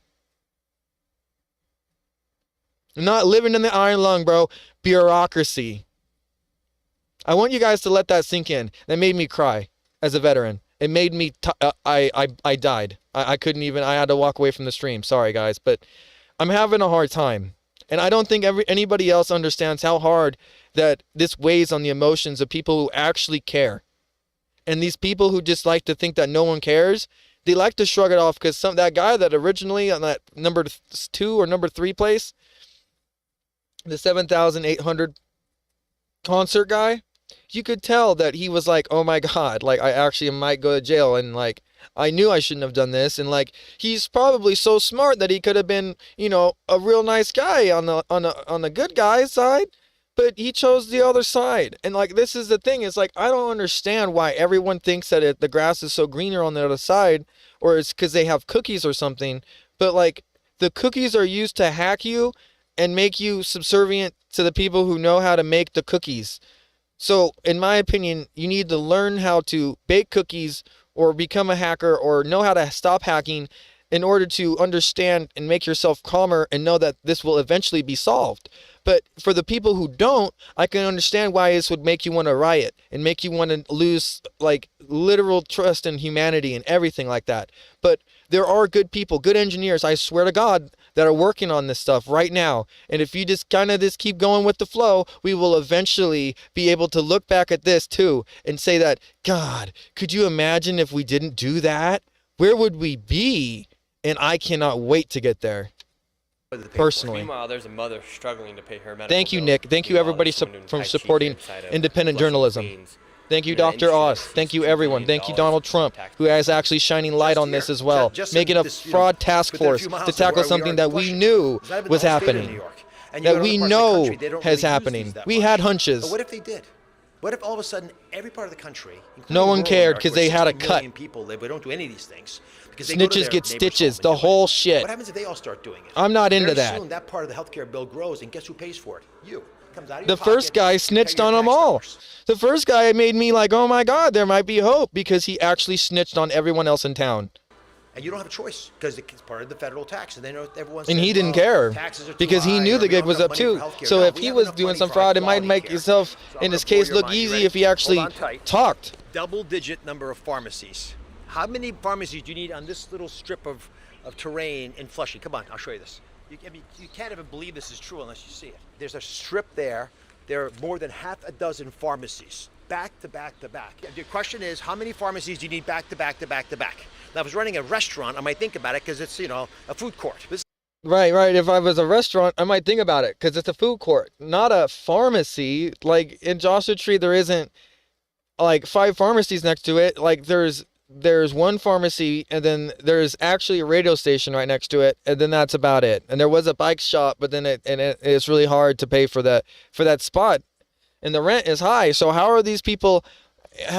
How much? I bet if you looked at every single one of these pharmacies, and you wouldn't have enough money revenue inputting into this to be able to have this establishment here. So where is the money come from? Where is the subsidies coming from, people? And I think we all know it's from each and individual one of us who had just been silent and thought that our tax monies was going accounted for and completely to the right places all the time. And I want to know, like, leave a like or comment in this down below if you think that this was happening for more than 30 years, or do you think that this was just happening right now? Because I know that this was happening for a very long time, but I want to know what you guys think in the comments down below. So anyway, go ahead. It's like a pharmacy court. So we got one here. One right there. Number two, another pharmacy. Again, the question becomes, how many do you actually need? Another pharmacy. I'm losing track, but there's Now more. we're at 4. Yeah, it's like a game show. Right. So right here we have another adult daycare. Look Across at this. the street. Across the street. And we I mean, have again, more pharmacies. more pharmacies. I mean, after a while, you start to realize That this is the jig's up, bro. And then you You actually did look it at the so books, much the finances, which is that my you job, blew it. And we see billions of dollars being Do you see spent the Secret on Service right there? social adult daycare, which it seems inconceivable. The spot we just walked into, they have. By the way, did you see the Secret Service? Did you guys see him?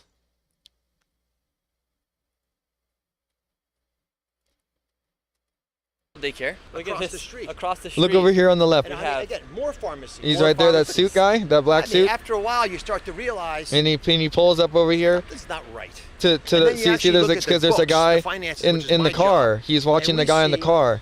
Billions of With dollars the door open. being spent on social And he adult watches him and he daycare, comes which out. It seems inconceivable. The spot we just walked into, they have You see what I 15 mean? people. He says they see 25 people a day. What if I could run a business that made millions of dollars and seeing 15, 25 people not doing anything except playing, video games and mahjong and some yoga? And Yeah. another adult daycare right there. Yep. After a while, it's almost clutters your mind to mention more. There's more pharmacies. Another over pharmacy right there. Yeah, another one right there. Another pharmacy right here. here. Come on, we're double digits now. It's like the kids in the back of the seat pointing out the obvious. Everywhere you look, there's something having to do with healthcare. And what again is mind blowing is there is no way you would build a facility, a street, and think you'd have more than 10 pharmacies on it. I don't think you go anywhere in America and think that was normal. Yeah, that's unless not there was supposed a to be cash cow normal. business that was feeding into it, which again Exactly raises what I our said. concerns that there's something here that doesn't meet the eye. And you look around, these folks tend to be from China and Korea. They don't want us here. We're from the outside. They don't share our culture. Getting these folks to talk to us about what is going on here has been really difficult. We have another pharmacy. Of course. And essentially all these people need is a medical beneficiary number, and that is worth more than any credit card that a senior can give anybody. Some of the drugs in these pharmacies cost more than a car. Think about that. The lady from the pharmacy actually was a fan of Dr. Oz, and she said that a lot of people come into her pharmacy asking her, what does she give? Why do those other pharmacies open up there? They're all over the place. I have no idea. They're doing something funny and just doing what we're supposed to. Explain to me what funny means. I mean, I have a lot of customers coming in and asking, what do you give? We don't give anything except for good service. Do the other people, do they ask for like That's not money, fucking kickbacks, good. and- You just hear that? This person who owns a pharmacy just said, people come in and say, what do you give? What is that supposed to mean? That means kickbacks, clearly. What do you give? exchange for? Yes, they do. It means give me your your Medi-Cal. I'll bill it because it's free and you get money and I get money.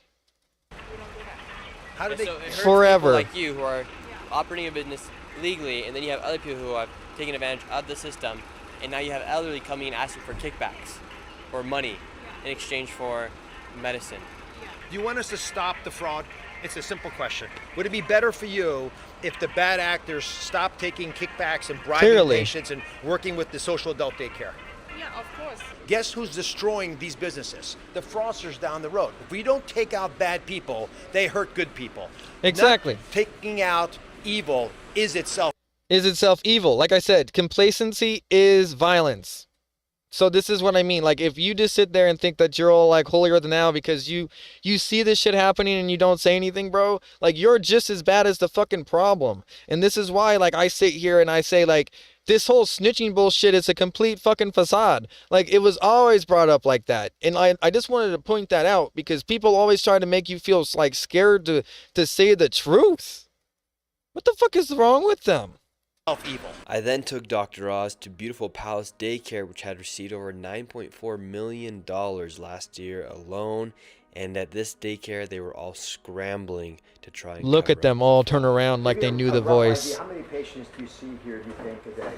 That's per day? Yes. Today? Yeah. We have the registered already, but... Today? Hold on. I have a phone call, sorry. Well, just give me a quick idea, because I think Sure. there's no one reading. No, the full information. Yes. Today I'm not sure because you need... Just on average. Yeah, average 50. 50. We have the 2 shifts, 50 That's nothing. Would it even be So possible wow. for you guys to have 8,000 different patients? 50. Yes. 8,000 patients? Yes. Actually, I have no idea for But that number. would it be possible to have 8,000 patients here? 8,000 patients here when? I'm not sure. Throughout the year. Last year. Last year. Actually, I don't know. I have no idea for that. Would it be possible for you guys who run this daycare to handle 8,000 different patients in 1 year? Theoretically. Who owns the business? The boss, the owners, I'm not sure. Yeah. You must know who owns the business. We just have the managers and the owners. I really don't know. Have you ever met the owners? No, not yet. How about who's managing the business? The director is the ladies. But I really don't know about that one. You don't know who employs you? No. I just hired them last month. Well, who hired you? The managers too. And how long have you all been working here? A month. All a month? What happened to people who were here before last month? I have no idea. They all left? Yeah. Why would everybody leave in 1 month? You mean the patient or No, the members? The people working here. If you all started last month. The staff? The staff. No. When I came here, I just met them, and they are already set up, so I really don't know about that one. And did you all started working here last month? It's not. This lady and that lady's not like more than 1 month. So it sounds like you guys got a whole new staff here. Awesome. Well, thank you for your time. Appreciate you. Yeah, Have a good sure. day. Some major red flags right there. All the people have just started working there in the past month, they said. They said. I mean, their past employees left. The entire front office is last month, or it's not what's happening. Some of these things we won't be able to check on, but if you're bringing all new people in, there's a problem. They don't know really who their manager is. They don't have any idea who the owner is. In fact, they're a little scared of even talking about the fact that there's an owner. And they weren't willing to acknowledge that 8,000 patients, I mean, that was a great question. How do you get 8,000 patients through this door here a year? Impossible. They admitted it. These people don't want to say who the owner is, mainly because they don't know it, and that also helps us confirm, like, that is this like some sort of mafia that's running this whole entire ring around here? Because they don't even know who their employer is. That's a question everyone should be asking themselves. If I worked in a business, I would pretty quickly learn who was the actual owner. I'd know the manager. If the whole front office was hired that month, I'd be a little concerned. And yet they... And now you have elderly coming and asking for kickbacks. I'm not sure. Yeah. You must know who owns the business. Patient. That's per day? Sorry. Guess who's Sorry, destroying these businesses? The fraudsters down the road. If we don't take out bad people, they hurt good people. Yes. Not taking out evil is itself evil. I then took Dr. Oz to Beautiful Palace Daycare, which had received over $9.4 million last year alone. And at this daycare, they were all scrambling to try and cover up the fraud. Give me a rough idea. How many patients do you see here, do you think, a day? That's per day? Yes. Today? Yeah. Today? Sorry, that shit got me good, bro. Hold on. Today? Well, just give me a quick idea. I got a phone call. Yeah, there's no one ringing. No one ringing. Today, No, I I'm heard not the phone sure ringing. because you need Just on average. Yeah, average 50. 50. We have the 2 shifts. 50 per shift. Would it even be possible for you guys to have 8,000 different patients? 8,000? Yes. 8,000 patients? Yes. Actually, I have no idea for that But number. would it be possible to have 8,000 patients here? 8,000 patients here when? I'm not sure. Throughout the year. Last year. Last year. Actually, I don't know. I have no idea for that. Would it be possible for you guys who run this daycare to How handle conveniently 8,000 playing different stupid. patients in 1 year? Theoretically. Zero idea? Who owns the You business? don't know what you do? The boss there. This the is the front owners, desk. I'm not sure. Yeah. You must know who owns the business. We just have the managers and the owners. Wow. What? Sorry. Have you ever I met can't the owners? I can't do this, bro. How about who's managing the business? How did you get hired? I would have been like, The director is the ladies. Yeah, but I really don't know about that. The You don't know ladies? who employs you? No, I just hired it last month. Who hired you? The managers too. And how long have you all been working here? The managers. All a month? What happened to people who were here before last month? I have no idea. They all left? Yeah. Why would everybody leave in 1 month? Because it was fraud and they didn't want to get fucking. They literally didn't want to You all get started last caught. month. The staff. When I came here, I just met them, and they are already set up. So I really don't know about that. And did you all started working here last month? It's not. This lady and that lady's not like more than 1 month. So it sounds like you guys got a whole new staff here. Awesome. Well, thank you for your time. Appreciate you. Yeah, Have a good sure. day. Some major red flags right there. All the people have just started working there in the past month, they said. They said. I mean, their past employees the entire left. The entire front office is last month, or it's not what's happening. Right. Some of these things we might be able to check on, but if you're bringing all They're new just people lying. in, there's a problem. They're not even They don't trying know to really hide who it. their manager is. They don't have any idea who the owner is. In fact, they're a little scared of even talking about the fact that there's an owner. Yeah. And they weren't willing to acknowledge that 8,000 patients. I mean, that was a great question. How do you get 8,000 patients through this door here a year? Impossible. They admitted it. These people don't want to say who the owner is, mainly because they don't know it, and that also helps us confirm, like, that is this like some sort of mafia that's running this whole entire ring around here? Because they don't even know who their employer is. That's a question everyone should be asking themselves. If I worked in a business, I would pretty quickly learn who was the actual owner. I'd know the manager. If the whole front office was hired that month, I'd be a little concerned. And yet they seem to be playing cards with each other and exchanging winks and glances and, you know, tipping each other off that they shouldn't be going any further. And they had no interest in you looking at the facility, which is another red flag, because if you're proud of the facility, you'd brag on it. You wouldn't pretend you were seeing, they made up a number of 50 patients a day, which I don't think that's possible. I only saw one table back there, like 6 people at it.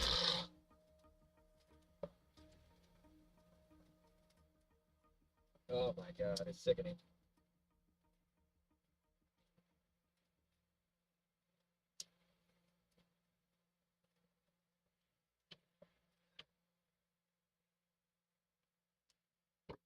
How many years have you been stuck here? 10 years. How has it been? So a woman being taken away on a stretcher. Welcome to Frankfurt, Germany. I said keep here, moving. I'm working on. Hey! Where you can use drugs in public until you die. People are actively ODing, getting taken away here in their go. Huh? Whether you're smoking crack or selling it, don't worry. The cops are too busy making sure I don't film you. They don't want it, okay? You have to ask the Okay, I can't film. The city's goal was to make using drugs safer by giving drug addicts supervised rooms to use illegal drugs, with the goal of treating drug addiction as a health crisis rather than a crime to be policed away, resulting in a concentrated zone of drug use, homelessness, and crime the moment you step out of Frankfurt's main train station. This is, Hi, how are you? Yeah. Okay. Let's go see if Frankfurt's hands-off approach to drug use is saving lives or encouraging a culture of drug use and chaos. I headed to the main train station in the daytime with my bodyguard Nick to find out. After walking for about a block or two, I found an entire chunk of sidewalk besieged by drug addicts, drug dealers, and the discarded needles and foil they left behind. No problem. Okay. Hi. I think we're in the... Hey, Tyler Oliveira, if you're listening to this, I just wanted to say thank you for all the shit that you do, bro. I wouldn't have known about half of this stuff if it wasn't for you, man. And I really got to tip my hat to you and figure out some way to support you, dog. I mean, honestly. And, yeah, that's what I thought I'd say. Excuse me. Keep fighting the good fight. Lots of characters out here. Excuse me. Wow, there is a lot of drug use going on here. Injections, lighters, everything, really, everything. No problem. So we just saw a lot of drug use, a lot of injections, really everything, Nick. Huh? Keep walking. We have a businessman walking from work here, it looks like, amidst the chaos and open air drug use. We really just gotta keep an eye out for bottles. Most people are here in an opiated state. Hi. The guy with the hat back there had a broken arm. We could definitely kick his ass. There's a lot. It's really a designated lawlessness zone, so to speak. A little scrap's about to go down here, maybe, hopefully not. Everyone's got a lighter, piss on the ground. There's a lot here. Hi, where are we? Where are we? Bad place? Safe?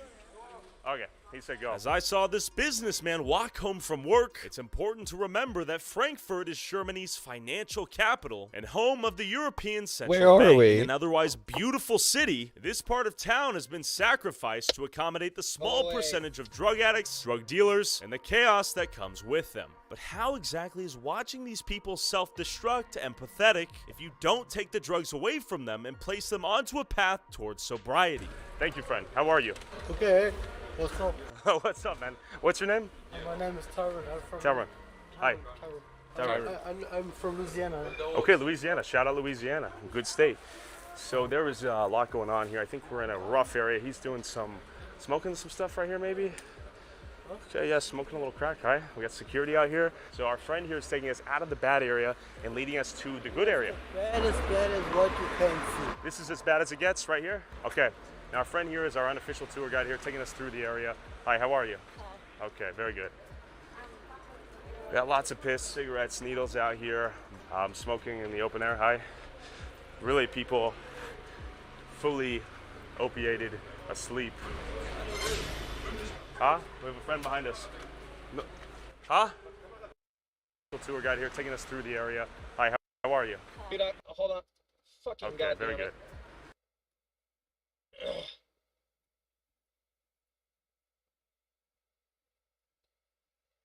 Okay, so I have no idea what's going on right now, and like I have to like check on the dogs really quick, but 1 second. Like that's the last thing I seen.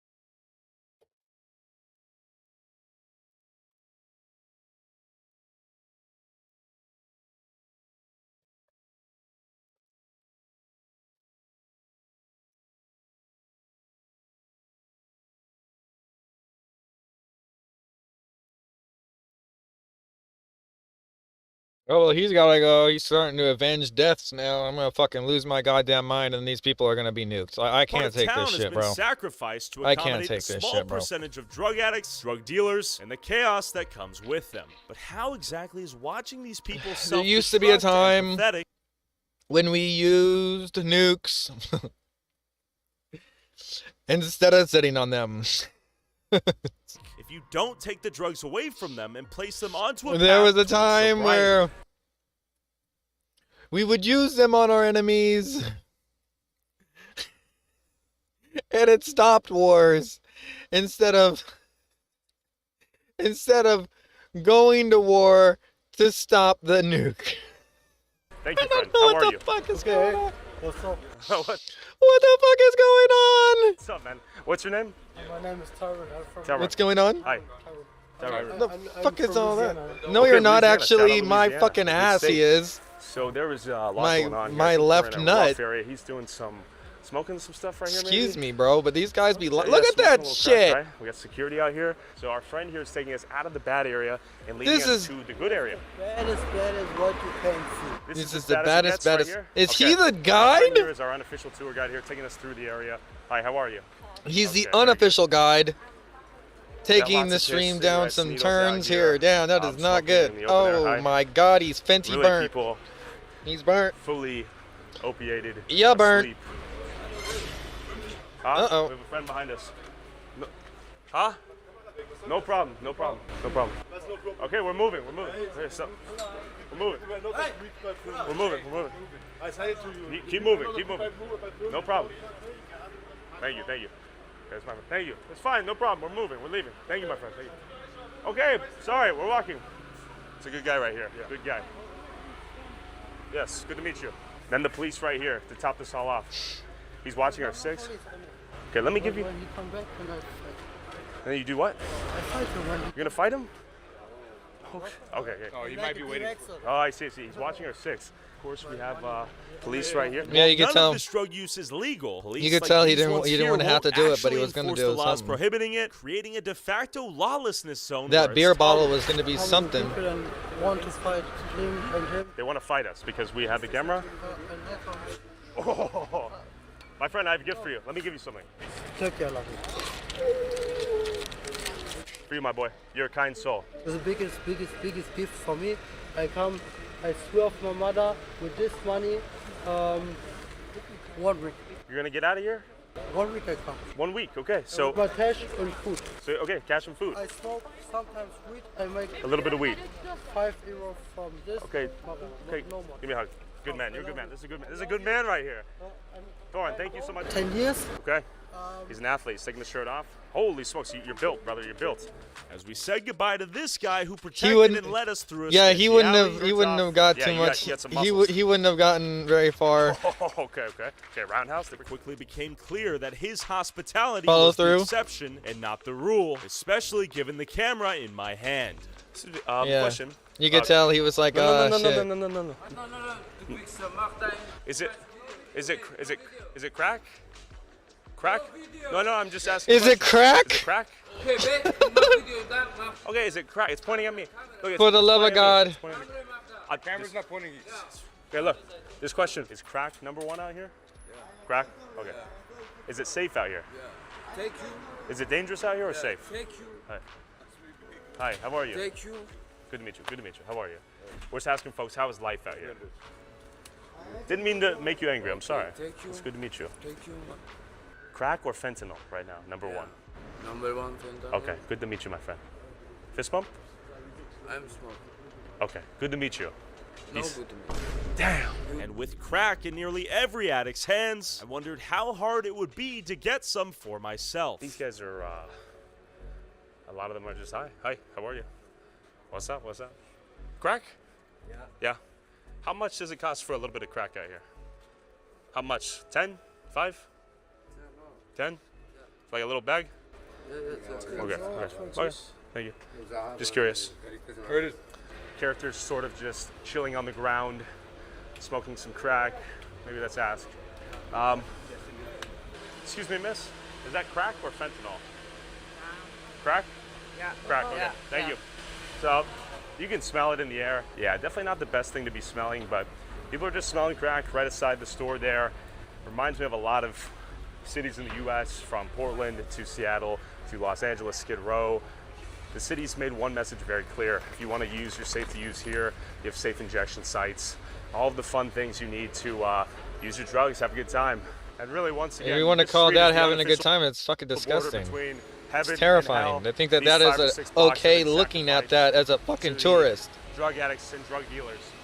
So, it looks like a school field trip went the wrong direction here, and they're going through zombie land right now. I guess, the police huh? are there.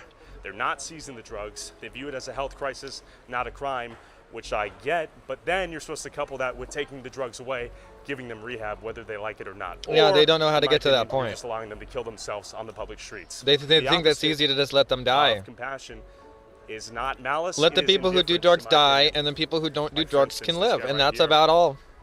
He's got They the do not nose care like a about them, bomb. and that's not exactly the Aye. best thing.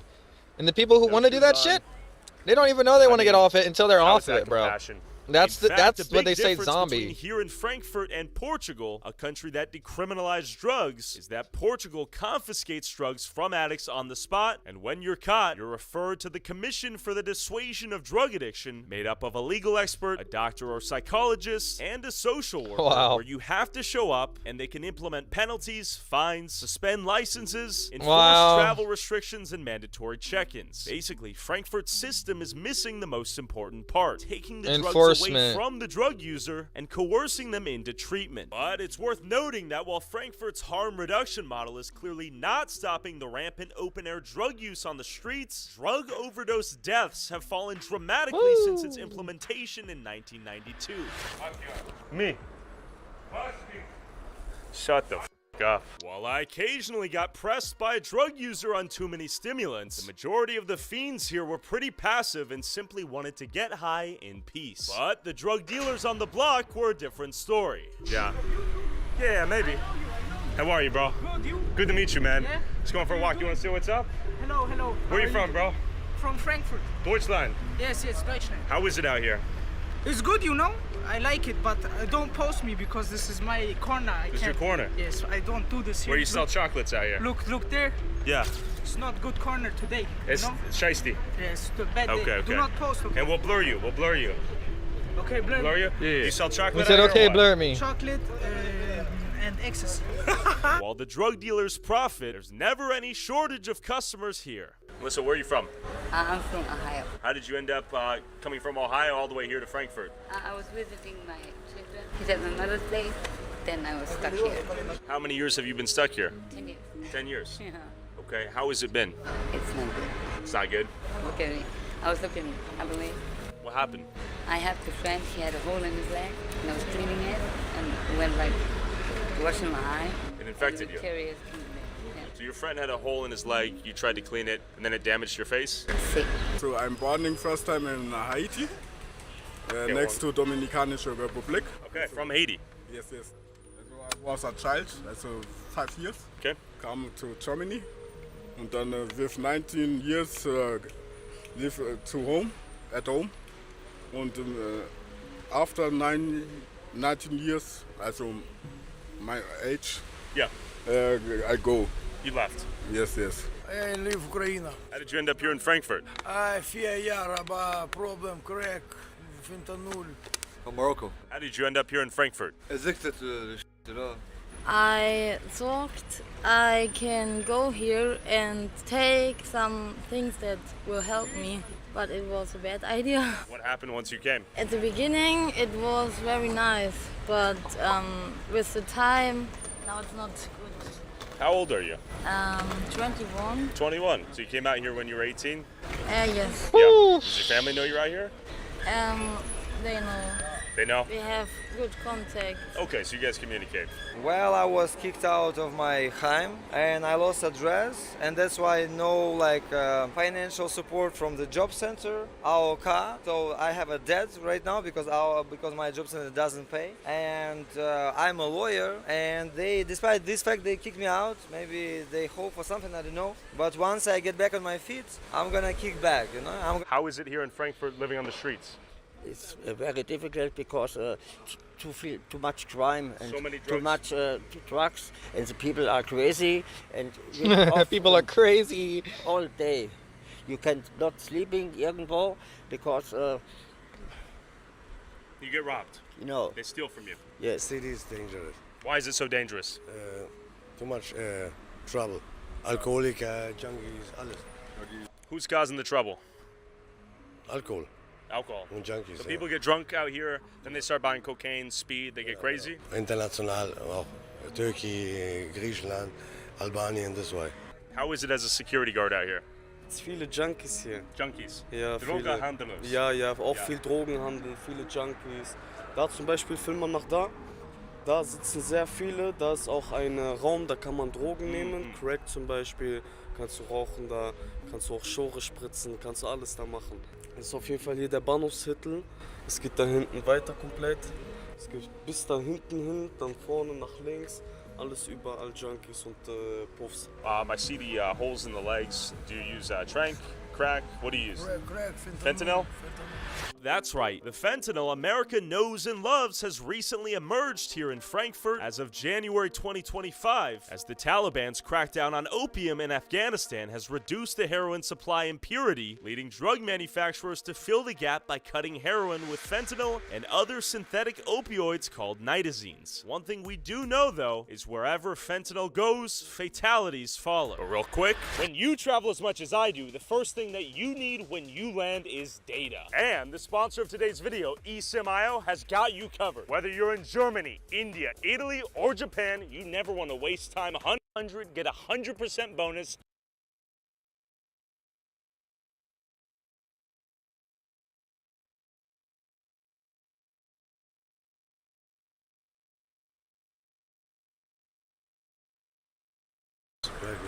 Yes, crack and fentanyl. Stein, yeah, that's the rock. Auf English, that's the rock, you know. That's cocaine that was boiled in soda meets water, and it can be smoked because cocaine can be sneezed only, and people. Sneezed only. That's what I found, like just Hauptwache, yeah. That's I see some clothes. yeah. So there was like a plus, you know, the place like a park, and it's free, kostenlos. Okay, nice. So I took it, and right now, see, I gave it just for free. So I made this world a little bit better. Any fentanyl? Danach I looking for. Also I'm smoker. Also not. Watch. No problem, friend. No problem. It's me and him. It's consensual. He's my friend. No, it's just me and him. No problem. We're talking as humans. Him and I. No problem. Good to meet you, friend. No problem. No, I have problems with my family. I understand. 10 days. Yeah. No sleep. It's okay. It's no okay. sleep, but Yeah. What's the biggest drug of use out here? Crack or fentanyl, heroin? For 20 years, for 20 years was heroin.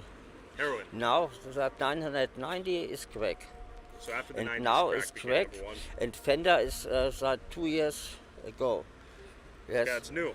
Yeah, it's new. Have you noticed that people using fentanyl tend to overdose more?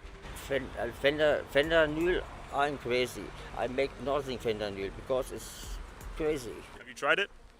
Have you used it? Fentanyl? I have one time with alu smoke, but it's not okay. It's for my. It's not okay, he Has says. fentanyl been out here? I think it's new. I don't know, New? maybe not long. At the beginning, there were not much people who took it. Have more people been dying because of the fentanyl recently? No, the dying is 1990. Many people die. Okay. Now, not so many people die because the doctors is better. Do many people use safe supply zones, safe injection sites, that sort of thing? On these streets? Do they go into safe injection sites?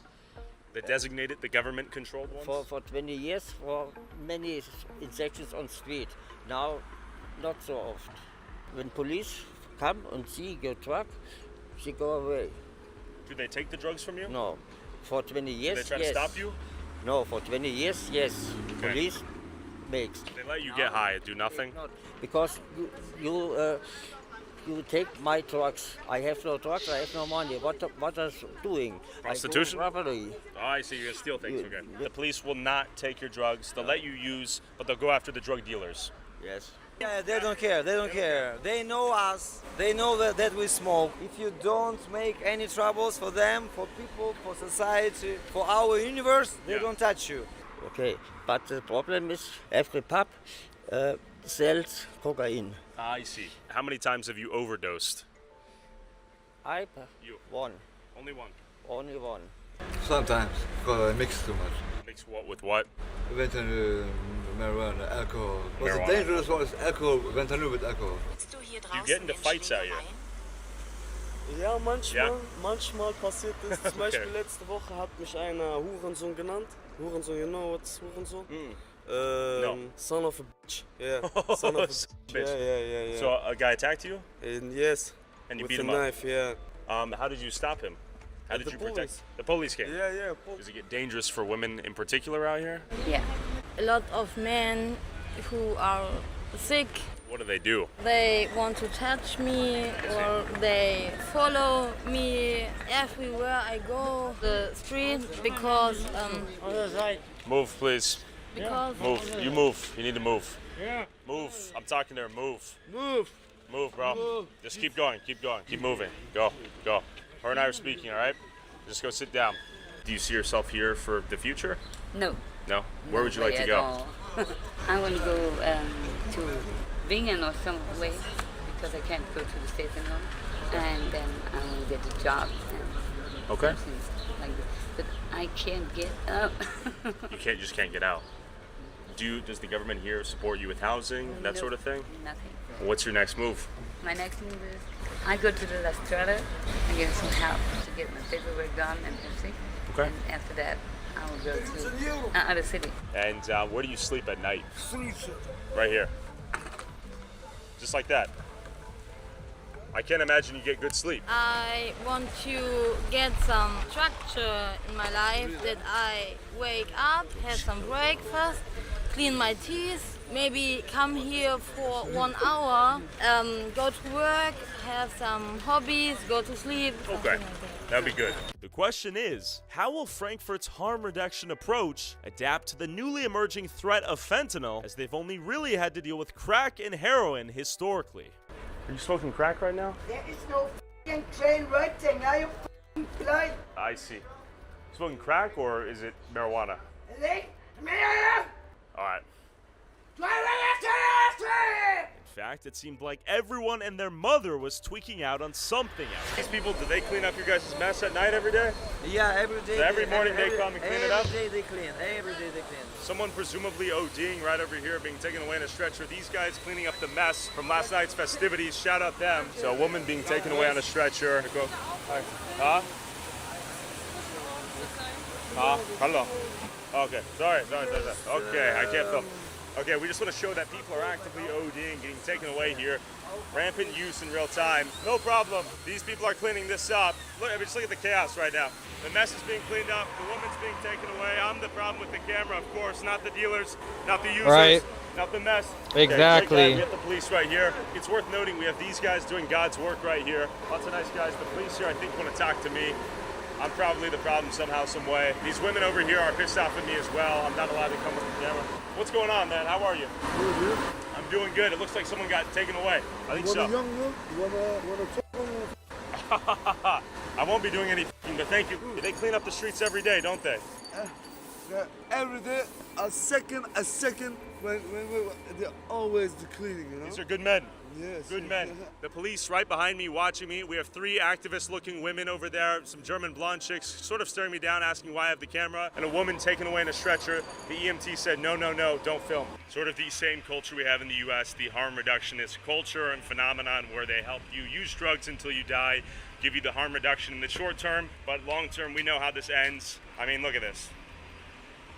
Hypodermic needle on the ground. All the drug spoils from last night and this morning. You're driving through a street full of junkies right now. Yes, that's. What is your opinion on that? It's normal here. Is that good or bad? Yeah, it's normal here. It's not that good. But I these- have some food for them. I see, so you're handing out food. A good man. Okay, do you own a shop? Where'd you get all this food? For free for the Okay, so guys. okay, a lot of sympathy, a lot of empathy here from this guy. He's gonna hand out some food. Shout out you, man. How are you? Is it Deutsch? No Deutsch. No Deutsch, English? English, yes. Okay, so a lot of people came to us and they told us that you are filming them, okay, with face and so on. Well, with consent. Yeah, those with consent. They Yeah. don't want it, okay? You have to ask the people if Yeah, they yeah. want to I've go, been asking okay? them. Yeah. Okay, thank you. While you've seen a taste of Zombieland during the day, does it become noticeably more dangerous and chaotic at night? Let's go find out. Real quick.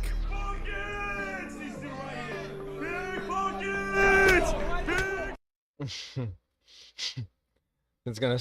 Yeah, no the problem. pickpocket No guy. problem. I can't even take this. .com. Pickpockets.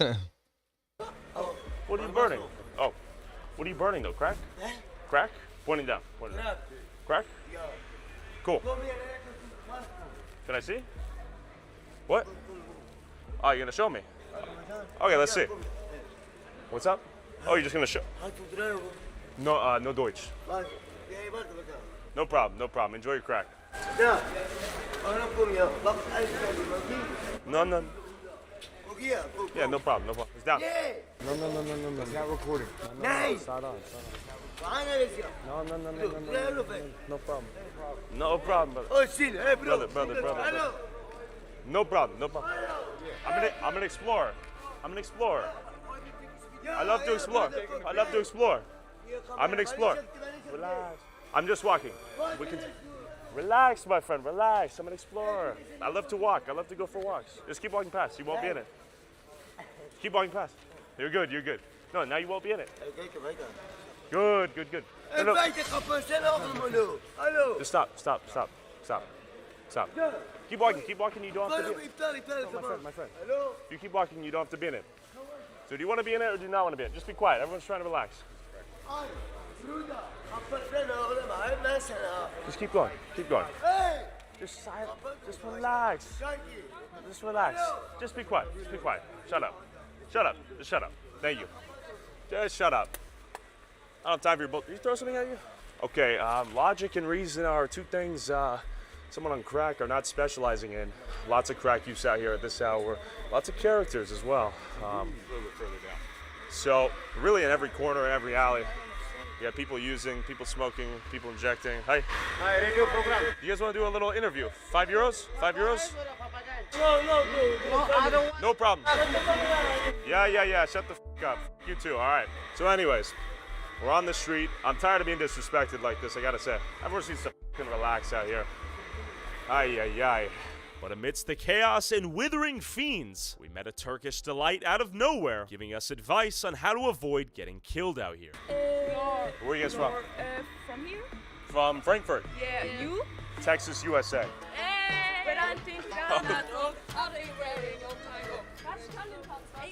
Okay, they're doing a German dance for us. Okay, that was impressive. What are you guys doing out here? Yeah, I'm from Turkey, but You're Turkish? was born in here and I Okay. I'm so confused. Why are there so many crackheads out here? This is the scariest street of Frankfurt. This is the very dangerous. I see. You don't look very afraid. No, I'm not because well, You're with your big buff mans. no, not man's heart. Oh, you? If someone coming, I will. Einfach don't look at their eyes. If you're walking and then they come so, but if, if you're walking so, they're einfach so normal Typ. Okay. You have to do like they are normal people. These people, something happened that this is so their life. Here are the people that make heroin, everything. Heroin, crack, fentanyl. Everything. Here, the police drives here and they know this. They do nothing. So they do nothing. My English is not so good. Do they attack you? No. They don't do anything to you. I didn't hear her coming. No, She was elusive. if someone says something, then you have to say, halt deine Fresse, lauf weiter. If Someone say, no, just if someone tell you something, don't look at them, don't talk with them. But here you are in the dangerous thing. So here are the people that do this Crazy. because it's legal. But Decriminalized? Yeah, so, and the puffs, so they where they're cracking, so the woman is a... They're fucking out here? Yeah, these Yes. apartments are everything, there are things. So, Apartments. yeah. So we headed towards the red light district, where they hated cameras more than the drug Okay. addicts. I mean, I just want to see the tool. Consume twice is benzos like Rivotril or bromazepam. What? Nein, das ist zu viel. I don't know what just happened. It was in Deutsch. Thank you for your attention. Thank you for your time. And I was finding people from all over the world out here using drugs on the sidewalk. I was born in Long Island. How the hell did you end up out here? The law's looking for me. What the hell did you do? You son of a gun. Yeah, after I sat 15 and a half years in Sing Sing, yeah. No, I just took off and I flew from New York to Amsterdam, and I was living in Amsterdam for 11 months, and then a friend of mine said, come, we go to Germany. I said, what's Germany? It's the next country over. I've been here in Frankfurt now, here in Bahnhof, 29 years. You like it more or less than New York? Less. Why do you like it less? This is, this is shiesty. This is, look, this is not Germany no more, Bahnhof, yeah? Tell me about the changes you've seen in the last 30 years. Changes? When I first came here, there were only German people here. A lot of women, a lot of men, everybody helped each other, you know what I mean? Yeah. You had problems, bang. Now you got every country in the world here. You don't see no German people here.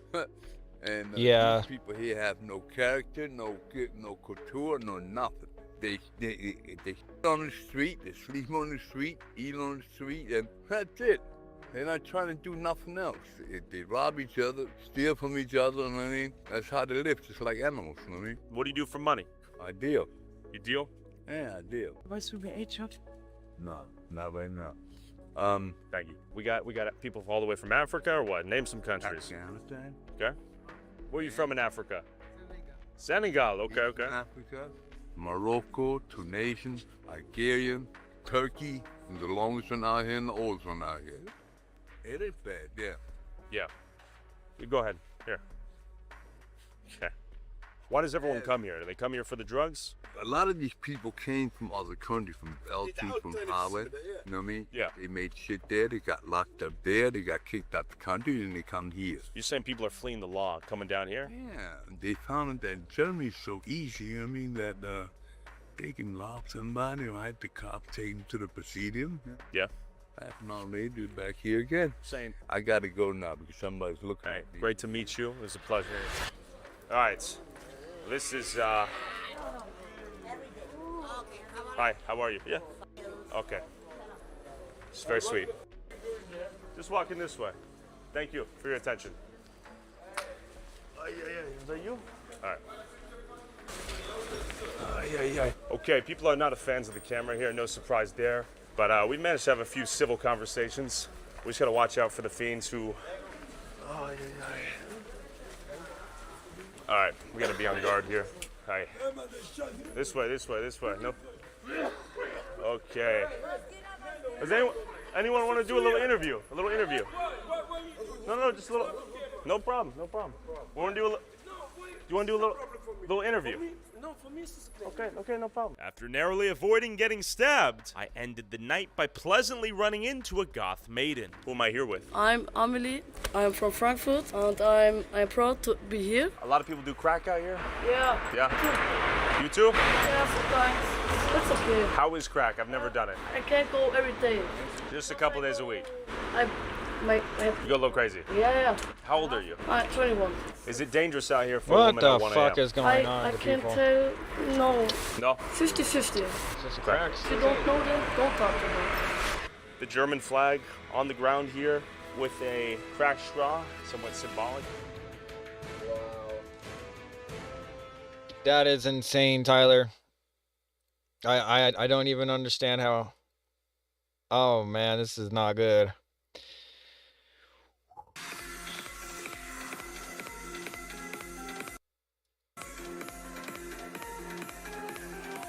Hey, what's up, guys? Hope everybody's doing well and having a great day. Welcome back to another live stream, another week. Today's Monday, July 6th, 2026. How's everybody doing? Hopefully everybody's got their power back on east of the Mississippi River. I know there's still some people without power. There's still multiple states dealing with the widespread power outages. Pennsylvania, Michigan, New Jersey, Louisiana, New York, Texas.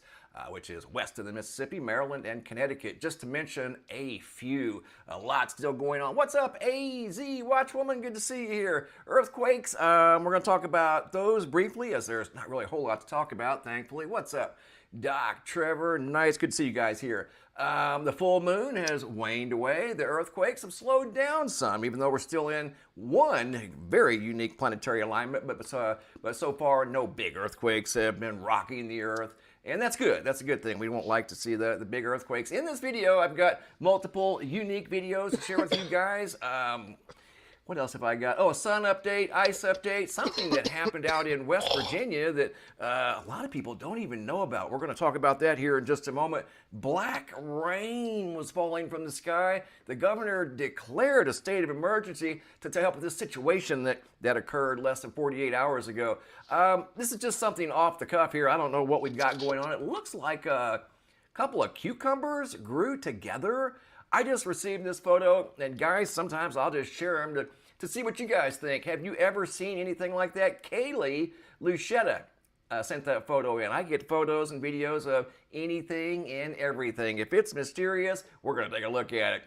That's definitely on the weird side, whatever happened here. You've got what looked like, again, 2 cucumbers that grew together. Unbelievable. I've gotten wild tomatoes and crazy stuff that's been sent in recently. All kinds of weird stuff that you wouldn't even think existed, like this here, the ice situation. We've been talking about it in the Northern Hemisphere, but our friend Brian out of Queensland, Australia, wanted us to know that it's happening down in the Southern Hemisphere too. There's one ice tray, and there's another one. Can you believe it? And he said it didn't have anything to do with his water. His water comes out of a tank. Somebody was theorizing, and look, you can see it's full of bubbles. Look at it. Isn't that wild? And it's pointing at an angle. Why not straight up? What's up with this angle that we're seeing? Has it got something to do with a pole shift? I don't know. I don't know. That one is definitely unique. I've not seen one like that was full of like those little bubbles or whatever. That's a unique one, but this is happening in the Southern Hemisphere too. Thank you so much, Brian, for sharing the photo. More vertical ice that's freezing vertically in the Southern Hemisphere. The nastiness is continuing, guys. 4,000 miles plus and counting. In fact, it's got the whole Northern Hemisphere. Speaking of the Northern Hemisphere, pretty much circumnavigated with dirt. Look at that. My God, it's terrible. And it's getting closer and closer and closer, just like a big blob. It's moved into the Caribbean Sea. It's making its way into the Central America area, Belize, and southern Mexico. It's going up into the Gulf of America, however you identify that body of water right there. Got Puerto Rico completely engulfed. Haiti, Jamaica, oh my God, the Bahamas. This is nasty. You know, stay out of that if you can. I know sometimes it's unavoidable, but if you are out in it, make sure you wear a mask, because that is unbelievable. Speaking of unbelievable, this occurred in West Virginia.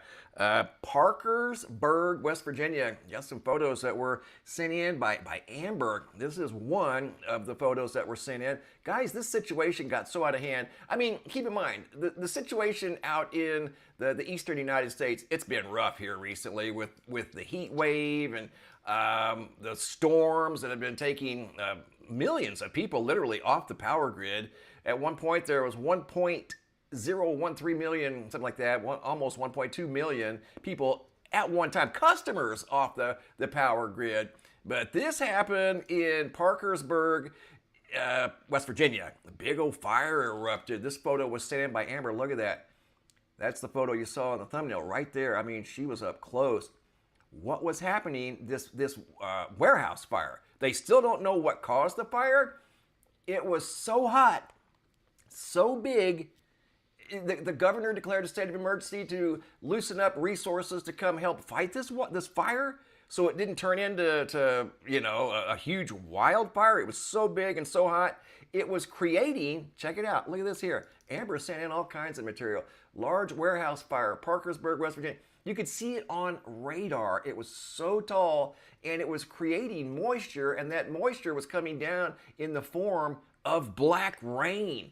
And this is what people found puddling in their backyards, their front yards. These are obviously flower pots in Amber's backyard that were loaded with black rain falling from the sky in Parkersburg, West Virginia. Oh my gosh. Compounded by the triple digit heat out here in some areas.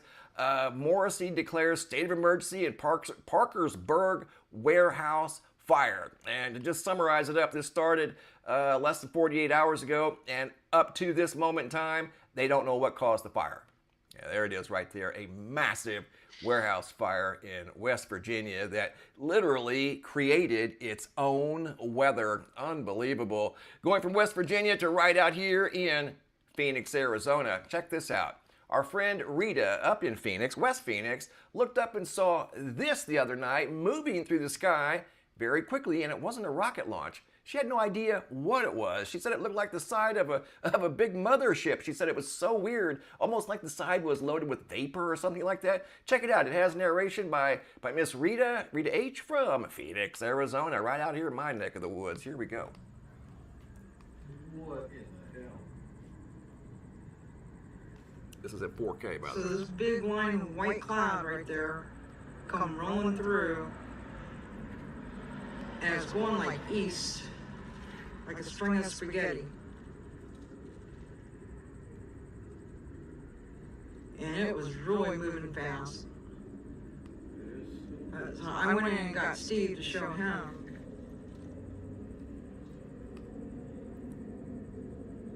And I guess because it's so low, the city lights are making it light up. And a few minutes ago, there was lightning over this way.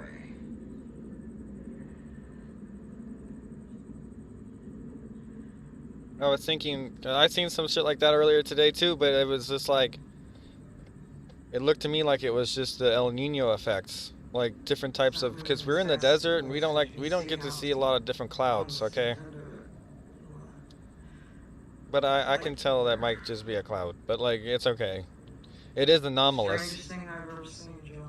It's anomalous, I'll tell you that. Well, you're about to see something even stranger than that. Stick around, don't go anywhere. I get what you're trying to say, what was going on here. I don't know if this was some sort of strange weather phenomena. It wasn't a rocket. This was moving to the east very quickly through the nighttime sky. And like she said, the city lights of Phoenix were reflecting off of the whatever you want to call it, the structure in the sky. She was describing it as a long piece of spaghetti, which, you know, is suitable. There was something weird in the sky above Phoenix, Arizona a few nights ago that I'm sure she wasn't the only one that saw it. And she felt compelled to take a video of it. It was moving fast through the sky, again, moving in an easterly direction. Super bizarre stuff going on. I've also got another big ship up in the sky from California. And speaking of wild and crazy weather, they've been having it up in Canada too. They're not known for their tornadoes, but they've been having a few tornadoes up in Canada. I wanted to mention that up in Saskatchewan. And speaking of Saskatchewan,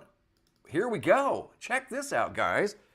This is nuts, man. When I say you can't make this stuff up, you won't see this type of stuff that you see on this channel over here, probably anywhere else in the world. I about guarantee some of this stuff you won't ever see again. I know I've never seen anything like this.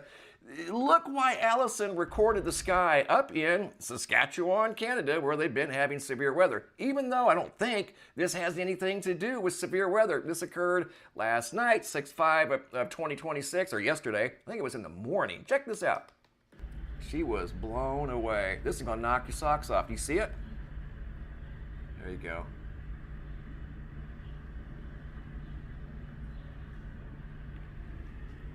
See it? What the hell? She was just mind blown there. See the 2X in the sky? Why? Why? That's what she said. What the heck? What is going on here? I mean, what are the odds in the middle of random clouds moving through the daytime sky, not bothering anybody, and all of a sudden a 2X appears in the sky? And it's not like, well, it could be, maybe it looks. Okay, You see that in the sky, and it's hard to see. When I watched originally this thought it said video and she Fox shared it or with me, something, but not even 2X. said anything. You can clearly see it, and I knew it. I'm like, my God, that's why she took the video. What? You can't make this stuff up. Again, that's kind of wowzers. 2X. Yeah, she's like, what Like the I said, hell? I fucked. You know, I and already you can said just what tell I by the said. tone of her voice, you know, nothing surprises her anymore. Nothing surprises me anymore. I mean, I wouldn't have thought either on the 5th of July I would look up in the sky and see a very profound 2X up in the sky. Unbelievable. I'm Speaking not of unbelievable, understanding they're why is that less so, than like, what the 4 fuck feet about that? from diverting the water of the Colorado River via Lake Mead.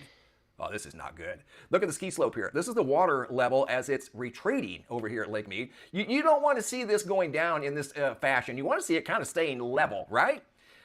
No, that's a ski slope, and that water is going fast. This was updated on July 5th. Here's Lake Powell, which is upstream.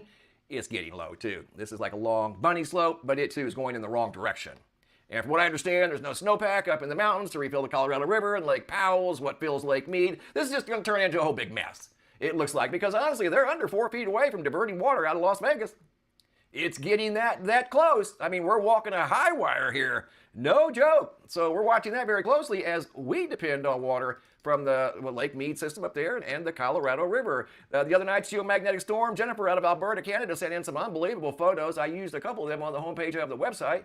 Really cool purples and of course the traditional green. We see green a lot, but I don't see purple a lot. I see red and greens. In fact, we've seen red out here in Arizona. Was it last year? I think it was. We had a strong storm that pushed the auroras way down into the mid southern latitudes. And yes, Lac La Biche, Alberta, Canada, Karina Watson, same storm, July 3rd, 2026. And I think what happened, I don't know that this was the CME that hit the Earth. I think the interplanetary magnetic field tilted south. And sometimes that'll open up the door to high-speed solar wind, and it comes in. Speaking of wind, this wasn't solar wind, but this was wind that we're familiar with down here on the surface of the Earth. This photo was sent in by the Leverets out of Abilene, Texas. This is the storm system that went through Texas yesterday, and this is their shed that got displaced by the high winds, not solar wind, thunderstorm wind. Took their shed off the foundation and set it right over there, about 25 feet away. Sustained a little bit of damage on this side. We can't see the front. You can see they're over there checking it out. Looks like something hanging off over here, but the wind literally picked up their shed. I don't know if it's full. I'm sure it probably is. That's what people have sheds for. You can see where it was sitting over here on these blocks. Not anymore. The storm system said, nope, let's move her about 25 feet to the north. And that's what it did. So there's an example of strong winds that we've been seeing that take out power, and there's power outages right now in Texas, and there might be some in the Abilene area where sheds are being thrown around by the high winds, and that's what's throwing this dust around all over the northern hemisphere, high winds, and this is influenced by El Nino. When you see the wind right there, you see the wind moving through here.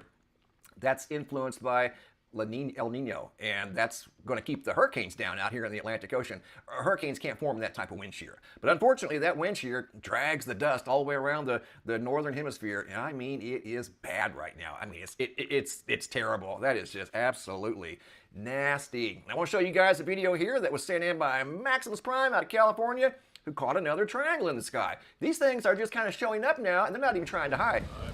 Check it out, it's right there. And there might have been two, but at least one for sure. I'll go ahead and take you guys up to the front row like I always do. This is in 4K, this video. That is a triangle sitting there in the sky. I've seen one during a solar eclipse sitting in the sky like that, at that angle, beside the edge. Back in 2017, I think it was. Maybe 2018. And it was black. And it was way up higher than that. But when I zoom in on that, there's no mistake. I'll take you in close. I think there was another one over here, but this one here was easily identifiable once I went right up on it. Another triangle. We just saw a big one. We heard one in Tennessee. It's a triangle. Absolutely it is. See it?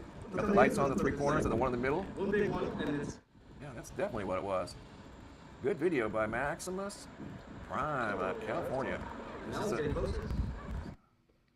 we're going to zoom in, slow it down. So there's no mistaking what we're looking at here. That's the traditional angle that's the angle that I saw the one sitting in the sky. And the one I saw was during a lunar eclipse. Yeah, and it was black, and it was way up in here, and my son-in-law saw it, and he looked at me, and he goes, you see that? And I'm like, yeah, I see it. And we both looked back up, and it disappeared. But he saw it, looked up at me, he's like, hey, what? And I'm like, yeah, I see it. He's like, why is that thing sitting there? And I'm like, I have no idea. But it was real, and it happened. Looking at the Earth-facing side of the sun, got a new family member turning around here. The large sunspot family over here on the right is disappearing. They left a cousin behind, and he's coming around large and in charge. He's already produced an X13 class solar flare, so this one's engineered for solar flare. X flares obviously got beta gamma delta magnetics, so don't be surprised if we see more X class solar flares as that big old boy turns towards the Earth in conjunction with this large coronal hole that we're looking right down the barrel of right now that's spewing like a dragon high-speed solar wind at the Earth. will probably Oh be here my in less than God. 36 hours. From that Joe, big unit you right there, gotta that is be a deep dark fucking hole in the kidding sun's me. atmosphere, and it is spewing unfiltered raw star power right at planet Earth. Today's feature photos at the homepage of the website, as I mentioned, were sent by Jennifer out of Alberta, Canada. Beautiful skies. They have a front row seat to all of the geomagnetic storm activity, and they catch some really cool photos. Speaking of photos, if you guys have any cool photos you'd like to share, you can send those to reports at MrNDB333.com. That was 6 If a video days or ago, photo though. won't attach to the email, right here's the solution. This is a Dropbox. In fact, I'll show you. Click on this tab right here that says have a large video, and there's the Dropbox. And you can drag and drop videos in there. So Okay. your hard Okay. Hello, person, this is Anton, and today we're going to discuss one of the most fascinating substances in the universe, water. Something that sometimes we take for granted because it's literally sold in a store in a plastic bottle. But as it turns out, based on a lot of different studies, today we know that water on Earth is just a little bit different from how we usually find it on a lot of other planets, and of course, in a lot of other extreme conditions in outer space.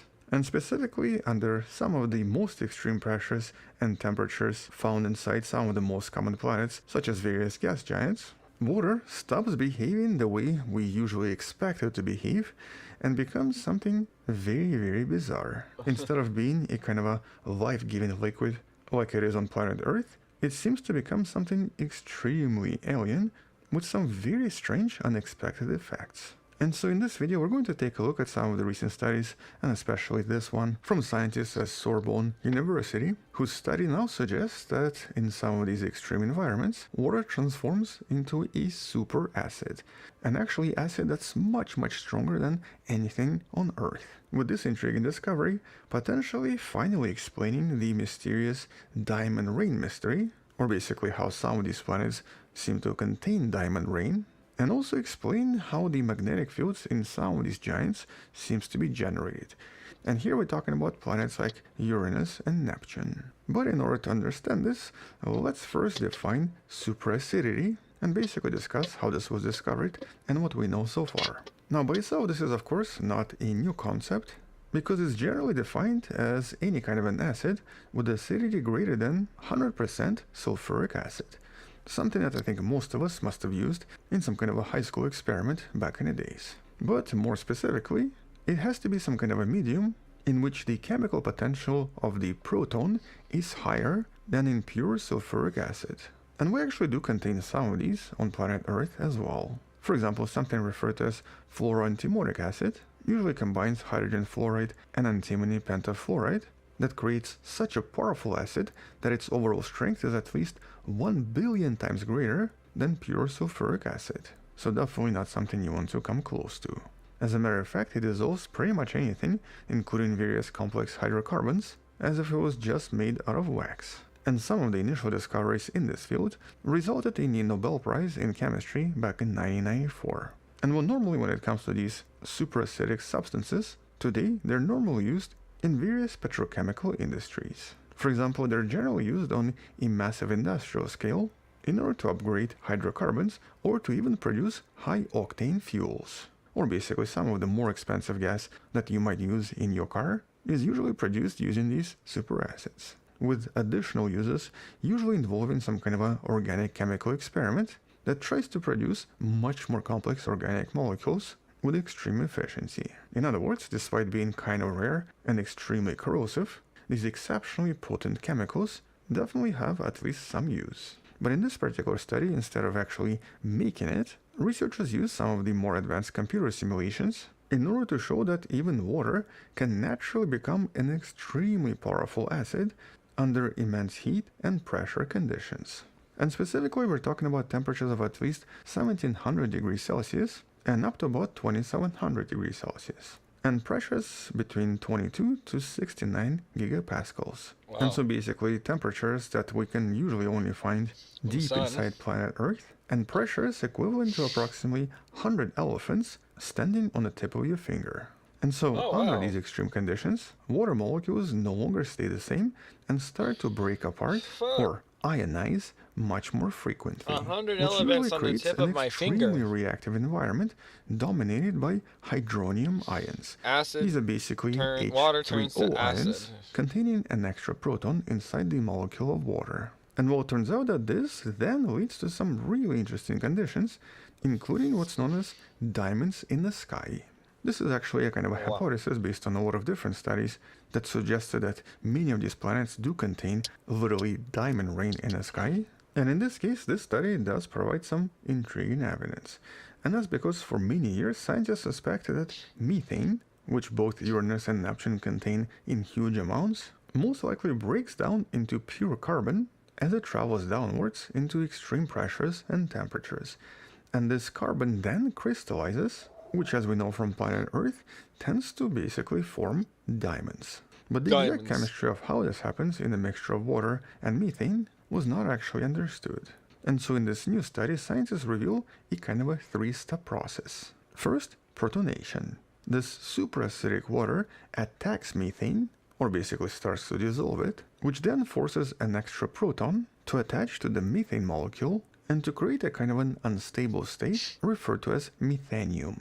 This would be basically CH5. And these methanium ions are extremely reactive. They actually tend to quickly release the molecular hydrogen and then leave behind another ion that's essentially a kind of a reactive carbon-based cation. With the last step being condensation.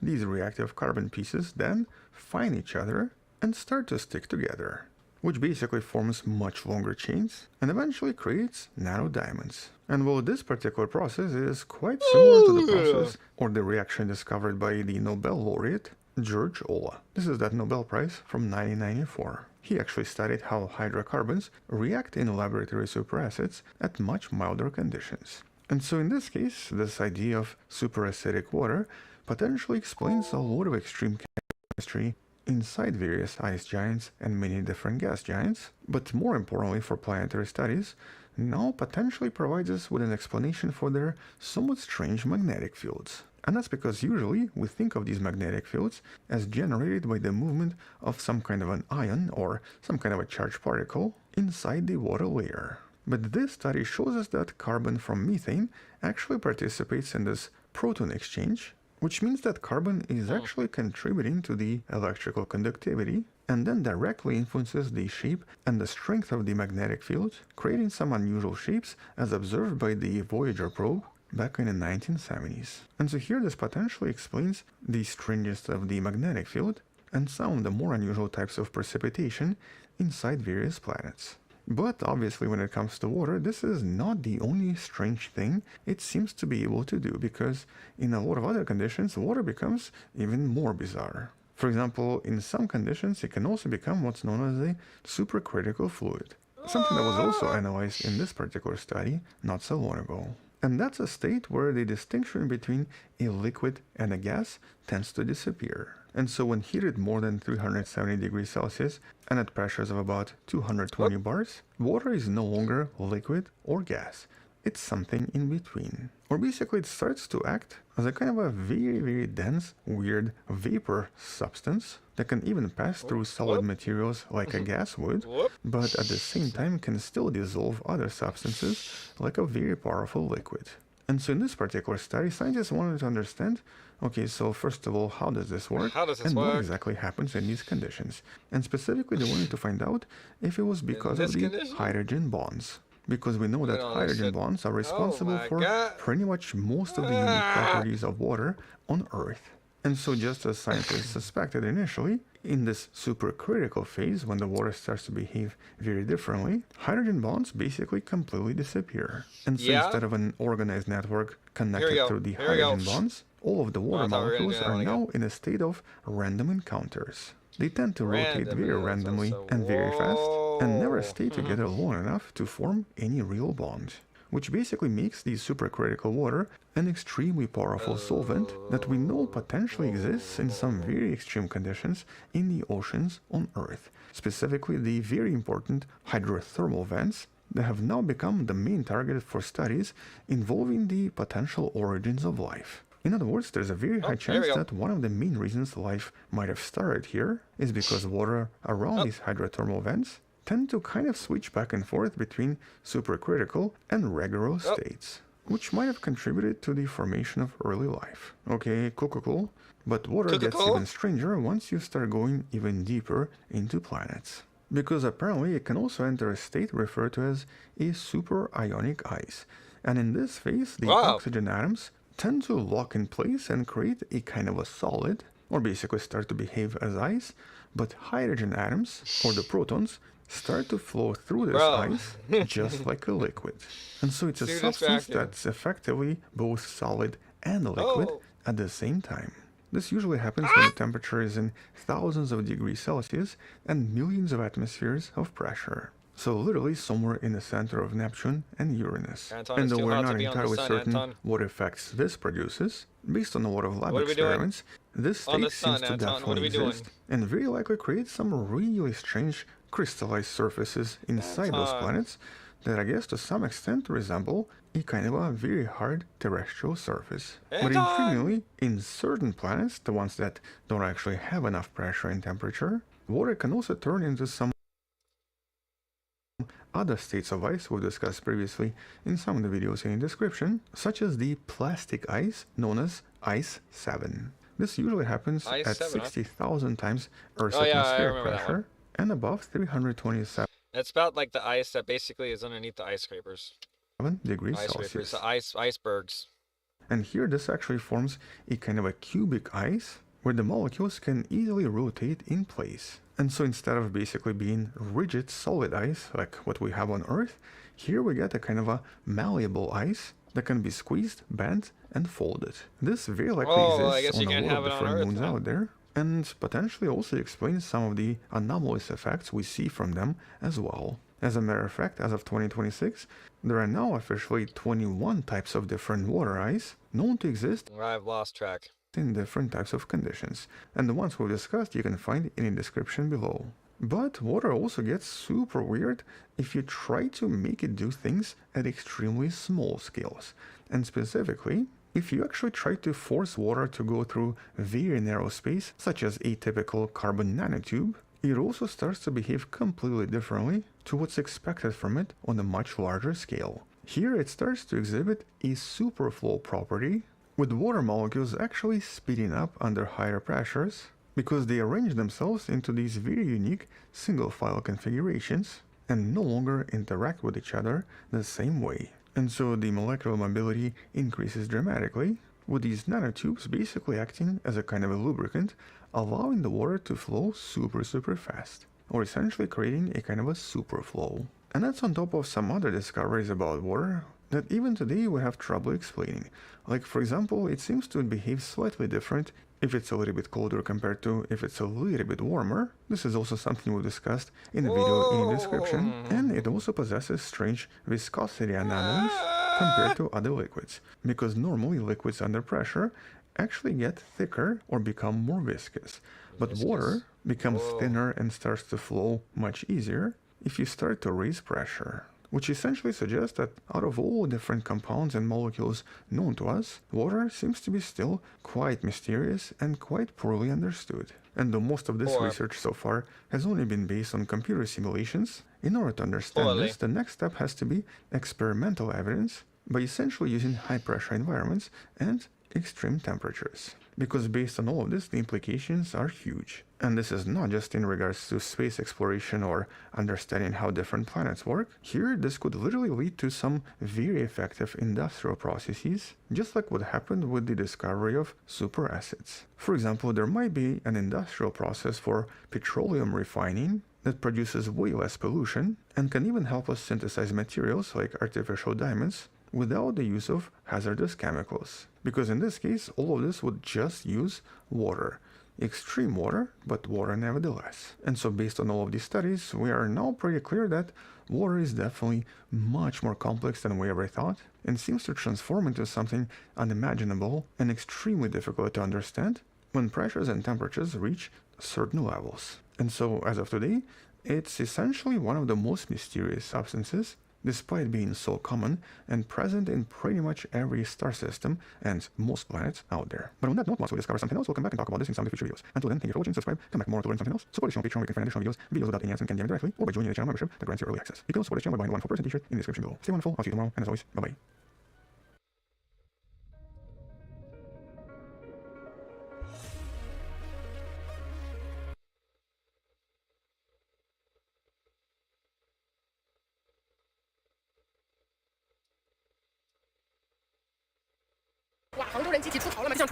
Wow, did people in Hangzhou leave the city all at once? It looks like Whoa, hold on.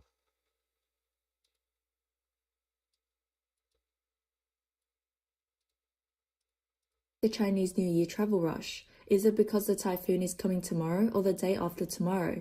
Everyone is leaving. Look, wow, there are people everywhere. It's packed.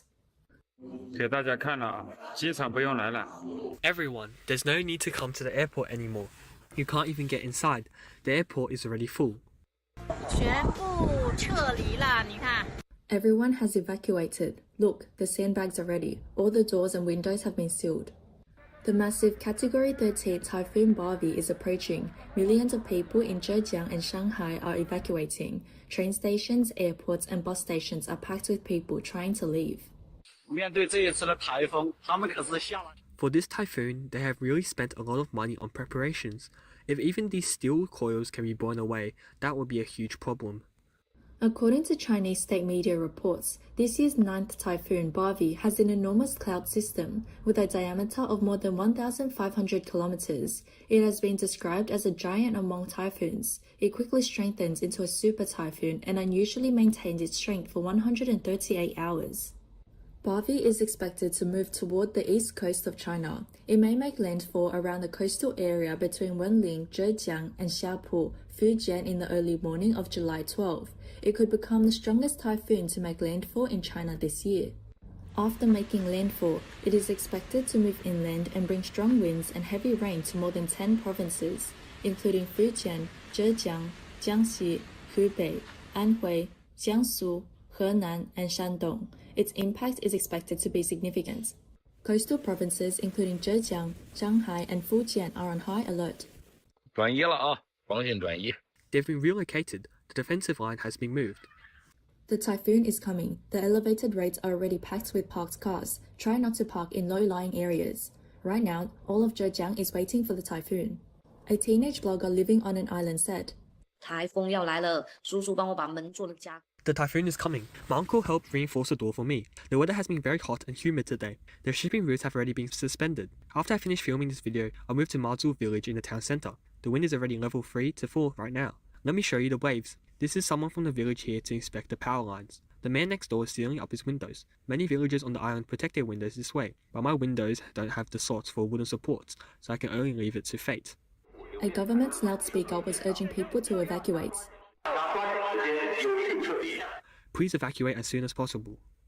The typhoon is expected to make a direct landfall in Zhejiang, triggering a large-scale evacuation. Although weather data showed that the typhoon had weakened slightly, it is still expected to maintain maximum winds at level 13 when it makes landfall. The risks from extreme rainfall and storm surges remain unchanged, and the potential damage could be severe.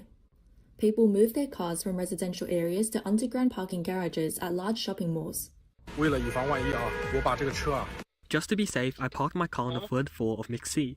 I went back to my home garage today and there were almost no cars left. The parking lot at MixC is almost already full. I had to wait for one car to leave before I could get a spot. A blogger said Ningbo had already started feeling the impact of the typhoon. You can clearly feel that the typhoon has arrived in Ningbo. I'm standing on an elevated road right now and the wind is very strong. I parked my car on the elevated road, but I'm not sure if it's safe. Where did you all park your cars? In Hangzhou, Zhejiang, supermarkets saw a rush of panic buying 2 days before the typhoon arrived. Several large supermarkets were almost emptied overnight. Shelves for vegetables, meat, eggs, and instant noodles were completely cleared out. Local residents told media that around 8 p.m. on July 9, vegetables, prepared food, fresh meat, and even the instant noodle section had already been sold out. One resident joked, "I couldn't even buy a single egg. In the end, I just went home carrying 2 watermelons." Nearby chain snack stores and convenience stores were also packed with shoppers. One customer said, "I came after 8 p.m. and the shelves were already almost completely empty."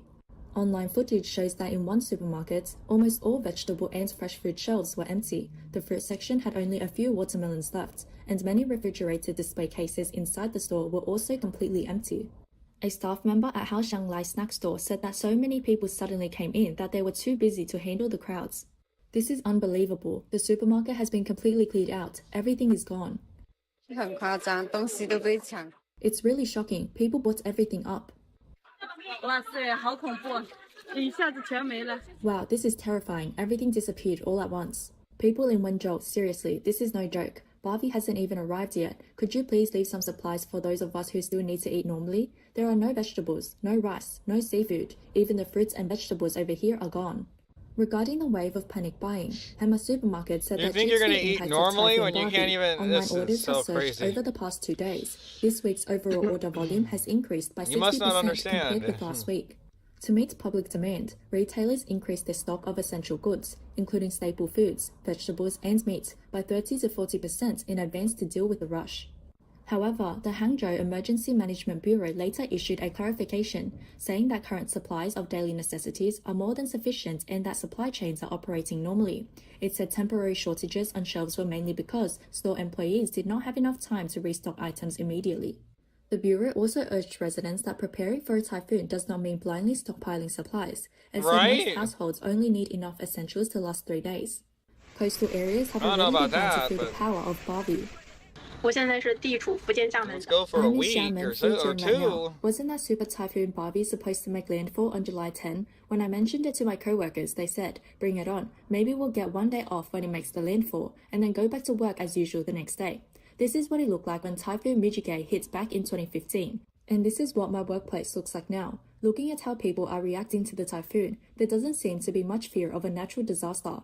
Some people are only thinking about whether they will get a day off, whether work will be cancelled, and whether they can take a break. I hope everything still looks like this after July 10 and 11. But before I leave work today, I'm still going to buy some water, instant noodles, and other supplies just in case.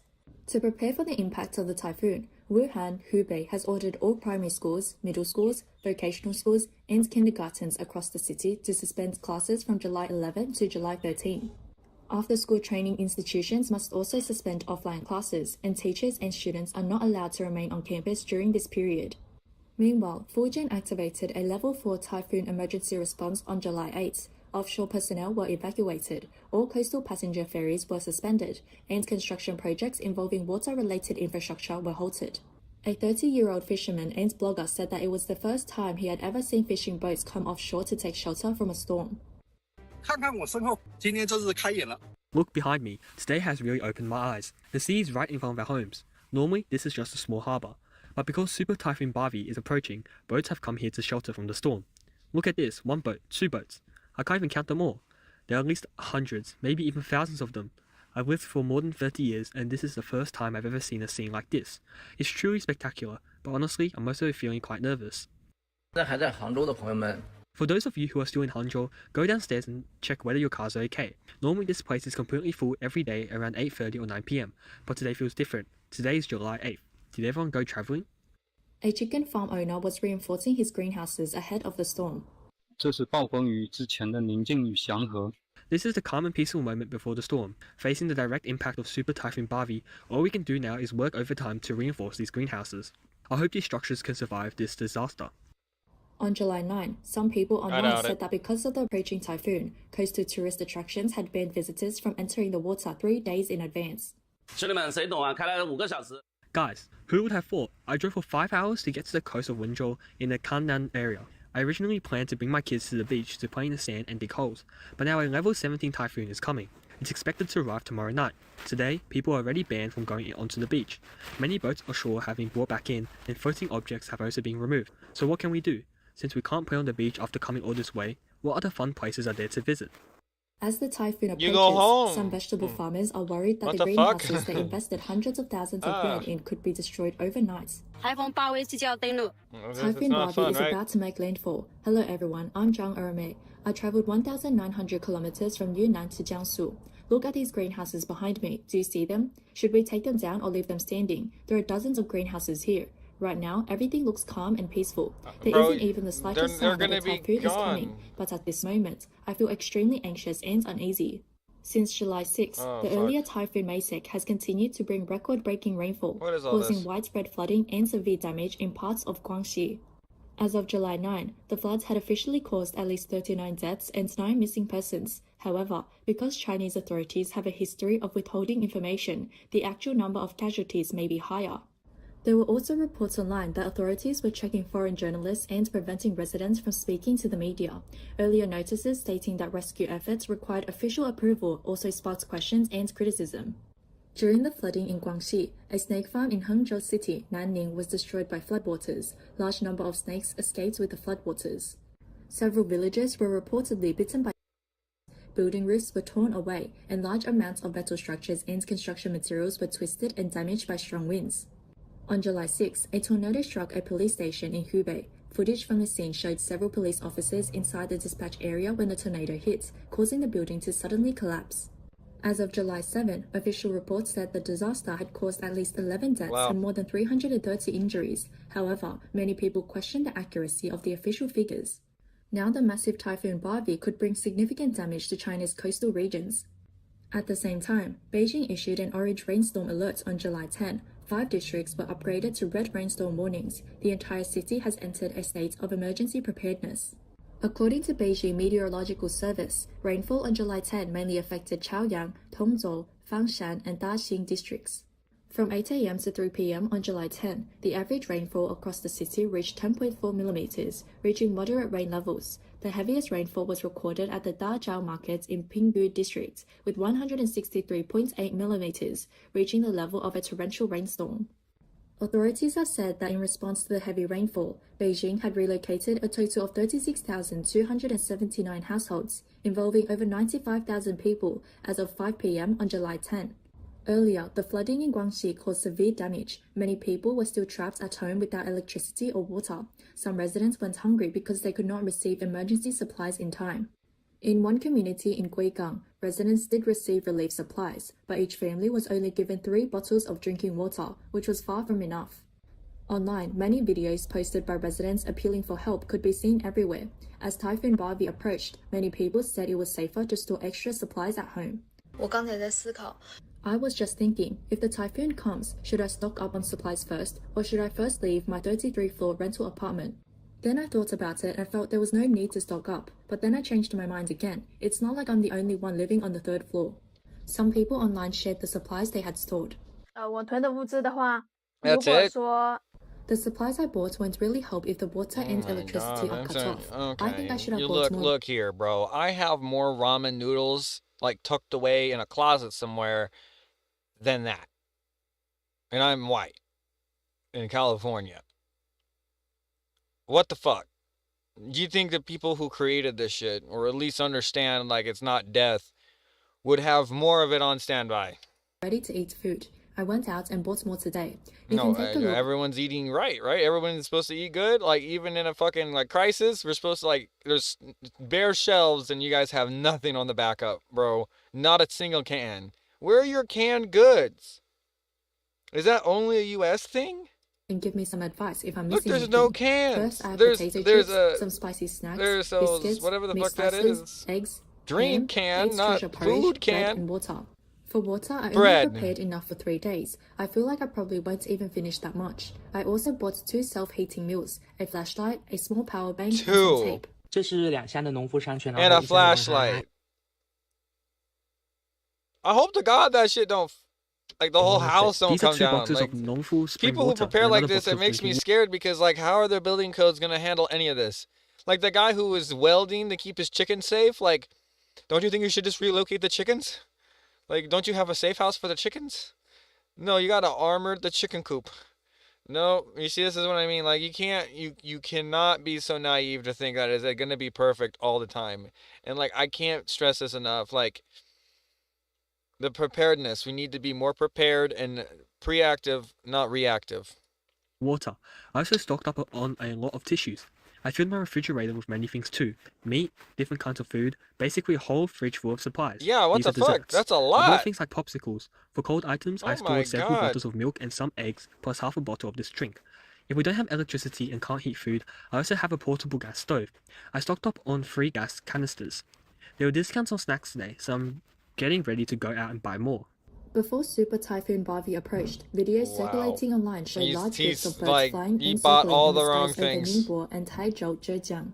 The birds appeared to be leaving their nests early, with huge numbers gathering in the sky. The unusual scene was widespread and drew attention. People online commented, "Strange signs in the sky, large numbers of swallows gathering. I've never seen so many swallows before, it's shocking." Some people said it could be an earthquake.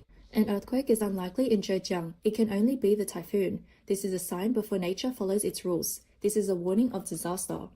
On July 7 and July 8, the entire sky over Hangzhou, Zhejiang was covered in a deep red glow, creating a frightening scene. Many residents worried that it could be a sign of an approaching disaster. Since the beginning of this year, China has continued to experience a series of natural and man-made disasters, including heavy rain, extreme heat, hailstorms, earthquakes, and coal mine accidents. We studied a lot of these on the channel the other day. Hubei and Gansu were hit by widespread heavy rainfall, leading to disasters such as reservoir collapses and landslides. As usual, Chinese state media played down the Okay, so what I'm trying to get at is right here, there's only like a little bit of being deployed. In some areas, scenes that appear played down the severity of the disasters. Come on, right there. Focusing instead on reporting in the middle. I don't know why it's not letting me pause it. As usual, Chinese state media. Good God. Okay, so the water is hitting a wall of concrete. You see why it's creating that rip current? And it's going down around the concrete embankment, which is there, packed dirt on the backside of that to reinforce the wall. What happens when the water goes around the wall? Like this is, they just don't engineer for that. Media played down the severity of the disasters. It was by the way, it was lapping over that and then it broke. So that's how much water came rushing down. Reporting how many rescue workers had been deployed. In some areas, scenes that appeared to be staged by officials also sparked ridicule online. Previously, the Guangxi Vocational and Technical Institute of Logistics in Guigang, Guangxi posted an online appeal for help. The school's dormitories and teaching buildings were surrounded by floodwaters. The entire campus lost water and electricity, leaving more than 1,000 teachers and students trapped inside. Floodwaters were rising toward the second floor. Drinking water and food supplies were running extremely low. Students posted online pleading, "Please help share this message and spread the word." While people in disaster areas were desperately waiting for rescue, another shocking situation occurred. When neighboring villages and civilian volunteers organized boats and supplies to enter the flooded areas and rescue people, they were stopped by authorities. According to information shared online, strict traffic controls were imposed around the disaster zones. Officials said that the measures were intended to maintain order. However, in practice, privately organized rescue teams were reportedly not allowed to enter the affected areas. They had to first register with relevant departments, receive approval, and obtain official documents before they could carry out rescues. At a time when lives were at stake, authorities were accused of focusing on restricting access, controlling approvals, and preventing spontaneous civilian rescue efforts. Some people online summarized the situation in 8 Chinese characters. Private disaster relief is treated like rebellion. Some affected residents called emergency services for help, but said no one responded. They also said they saw no large-scale official rescue teams. One person filming in the disaster area said, "Staying alive depends entirely on luck." Wow, China that's Affairs true. commentator Yang Bo said that in a normal country, disaster relief is one of the most basic responsibilities of the government. But under the Chinese Communist Party's rule, he said, it has become something presented as a favor granted to citizens, with authorities heavily promoting the efforts while downplaying problems. He said the actual difficulties faced by disaster victims have not been resolved. In his view, this reflects the nature of a government that fails to serve the public. Now, as a major disaster strike, people are forced to rely on themselves by rushing to buy supplies. He said this also highlights public distrust and serves as a form of criticism toward the authorities. But you didn't have supplies to begin with, you had to rush and buy them. That's what I don't like. Oh, man. Oh. Now this. We already watched this. Who wins the Mizkif Asmongold? Okay, so there was one thing that we skipped over here. S-Zone. The most powerful storm on Earth right now is not in the Atlantic. My buddy, let me put you in my pocket. I'm gonna be your pocket, it's churning okay? through the western Pacific Ocean, and it has its eyes locked directly on American soil. Super Typhoon Bavi, a Category 5 monster, there you go, brother. is bearing down on Guam in the northern Mariana I got Islands you. with sustained winds I'm the of over mic. 175 miles per hour. And the terrifying part is that these islands are still in ruins from the last super typhoon that hit them just 3 months ago. A back-to-back worst-case scenario. 2 catastrophic storms in the same year, hitting the same tiny islands, with the second one potentially stronger than the first. Today, we're breaking down everything. What Bavi is, how strong it got, what the islands experienced, and what comes next as this storm rolls toward Taiwan and China. No filler, no guessing. Just the facts and the full picture of what happened and what is still happening. If you want updates every time a storm like this develops, make sure you are subscribed and notifications are on. You do not want to miss real-time coverage on something this serious. A thumbs up also tells the system to show this to more people who need the information. Now let us go. Super Typhoon Bavi started as a relatively unremarkable cluster of tropical convection east of the Philippines in late June 2026. On July the 2nd, meteorologists were tracking it as a newly organized tropical storm, System 9, in the Western Pacific typhoon season. It had not fully formed yet. It was disorganized. People were barely paying attention to it. That changed fast. By Thursday, July 3rd, the Joint Typhoon Warning Center based in Hawaii had already designated it Tropical Storm Bavi and was flagging it for rapid intensification. The storm was moving west-northwest at around 12 miles per hour, being steered by a subtropical ridge to its northeast. The conditions ahead of it were almost perfectly designed to make a tropical storm into something terrifying. Extremely warm ocean water, low wind shear, and high humidity throughout the atmosphere. By Saturday, July 4th, Bavi had already reached Category 5 status. Maximum sustained winds of 165 miles per hour with gusts even higher. The eye, about 21 miles wide, became well-defined as the central dense overcast grew more symmetrical, and cloud top temperatures dropped sharply. Satellite imagery showed a classic textbook super typhoon structure. Yale Climate Connections meteorologists Jeff Masters and Bob Henson described what they were seeing as a system that appeared poised to become a dangerous Category 4 or Category 5 super typhoon within 24 hours of its first advisories. What actually happened was even faster than that. Bavi went from a disorganized tropical storm to a Category 5 super typhoon in approximately 2 days. That is the definition of rapid intensification, a phrase that has become increasingly common and increasingly terrifying in recent tropical seasons. The fuel driving all of this was the Western Pacific Ocean surface. Water temperatures in the region Bavi was crossing were exceptionally warm, providing nearly limitless energy for the storm to consume. A tropical cyclone is essentially a heat engine. It pulls warm, moist air from the ocean surface upward into towering thunderstorm clusters around its center, releasing that energy as it rises and condenses. The warmer the water, the more energy available. The more energy available, the faster and stronger the storm can grow. June 2026 was the second warmest June globally on record, according to the Copernicus Climate Change Service. The global average surface temperature that month was 1.39 degrees Celsius above pre-industrial levels. Those warmer than average ocean temperatures in the Western Pacific were a direct factor in how explosively Bavi developed. To understand why Bavi was such a catastrophic situation for the Northern Mariana Islands and Guam, you need to know what happened just 3 months earlier. On April 14, 2026, Super Typhoon Sinlaku made direct landfall over the Northern Mariana Islands, with the large eye passing over both Tinian and Saipan simultaneously. At its peak, Sinlaku had sustained winds of 185 miles per hour, and a central pressure as low as 890 millibars, making it one of the strongest typhoons ever recorded in the Western Pacific. Sinlaku's movement at landfall was particularly brutal. It was moving slowly, which meant it subjected the islands to an extended battering rather than passing through quickly.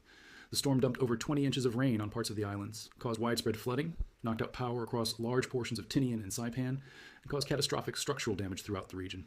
Total estimated damage to the Northern Mariana Islands and Guam from Sinlaku was placed at approximately $1.5 billion. 6 people died, including members of a crew on a cargo vessel that capsized near Pagan Island during the storm. When Bavi began organizing in early July, parts of Tinian and Saipan were still without electricity.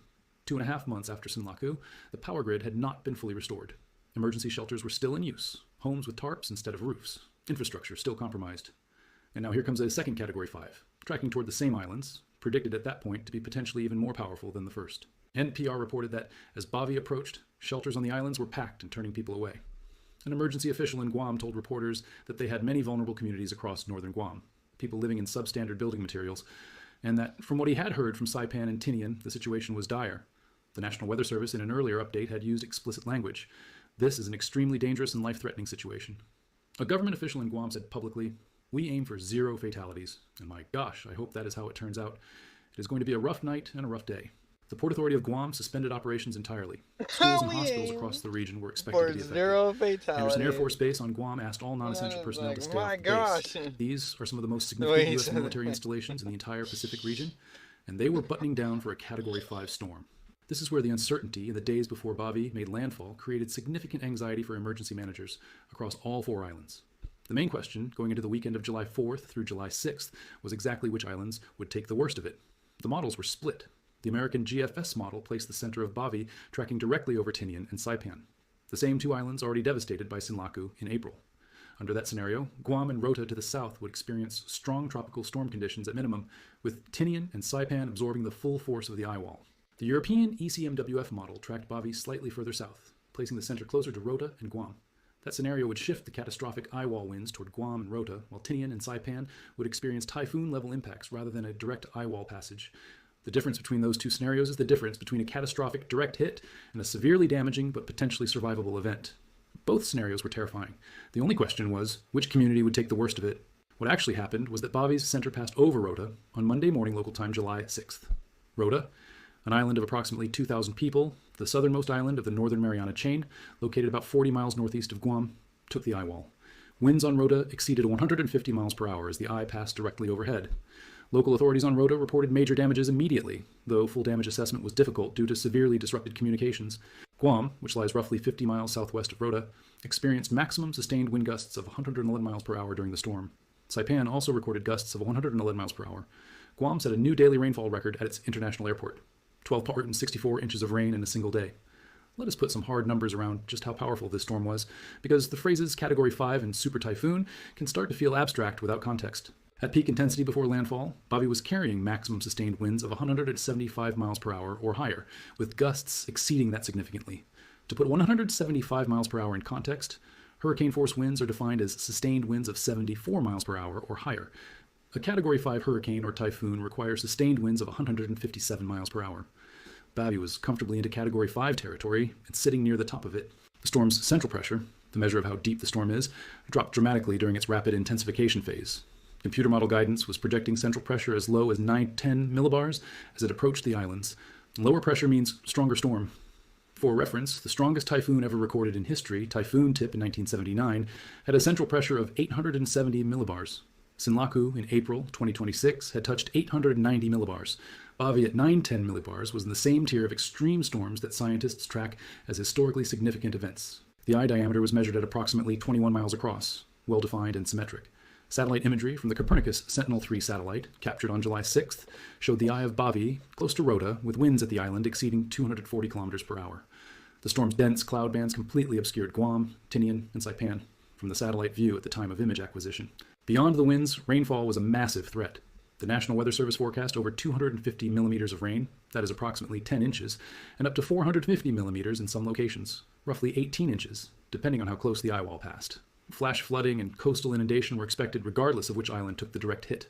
Storm surge, the wall of water pushed inland by a tropical cyclone's winds, is one of the most deadly aspects of any major typhoon, and with Bobby's intensity, the surge threat was extreme along low-lying coastal areas.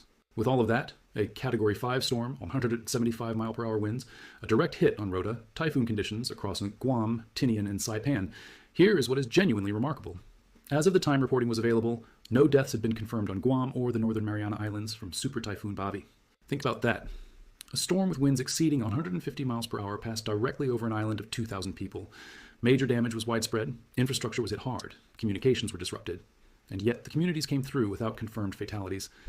The Commonwealth Utilities Corporation was already working to restore power to Tinian, though dealing with infrastructure that had already been compromised by Sinlaku's April hit. It was an island that had barely recovered from one catastrophic storm trying to handle another. The zero fatalities outcome is not luck. It is the product of preparation. Emergency officials had been issuing warnings days before Bobby arrived. Evacuation orders went out in advance. Emergency shelters were opened across the islands even if they filled to capacity. The Port Authority suspended operations. Military bases went to full preparation posture. People were told clearly and repeatedly, be in your safe location by Saturday night because Sunday conditions will go downhill fast. Get inside before the winds arrive. Do not go outside during the eye wall passage. Treat the approach of extreme winds like a tornado is coming and move immediately to an interior room. That public communication, honest, specific, urgent, without being panic-inducing, combined with communities that have unfortunately been through enough typhoons to take warnings seriously, is why those islands survived Bave without adding to the death toll. The lesson from Bave is the same lesson Japan teaches the world with every earthquake. The storm's intensity is nature. The survival rate is a human choice made in advance. After battering the Mariana Islands, Bave did not simply dissipate. The storm moved westward at around 9 miles per hour into the Philippine Sea, still packing sustained winds over 150 miles per hour. The Western Pacific provides warm water across enormous stretches of ocean, and Bave was tracking through an environment that allowed it to maintain extreme strength well past landfall on Rota. With the Mariana Islands behind it, the next question for meteorologists watching Bave was its eventual destination after crossing the Philippine Sea. The forecast consensus at the time of reporting was that Bave would gradually weaken as it moved westward and eventually northwestward, encountering slightly cooler waters and potentially increasing wind shear. But the storm was expected to remain a powerful typhoon, equivalent to a Category 2 or stronger hurricane by wind standards, as it approached Taiwan. Landfall in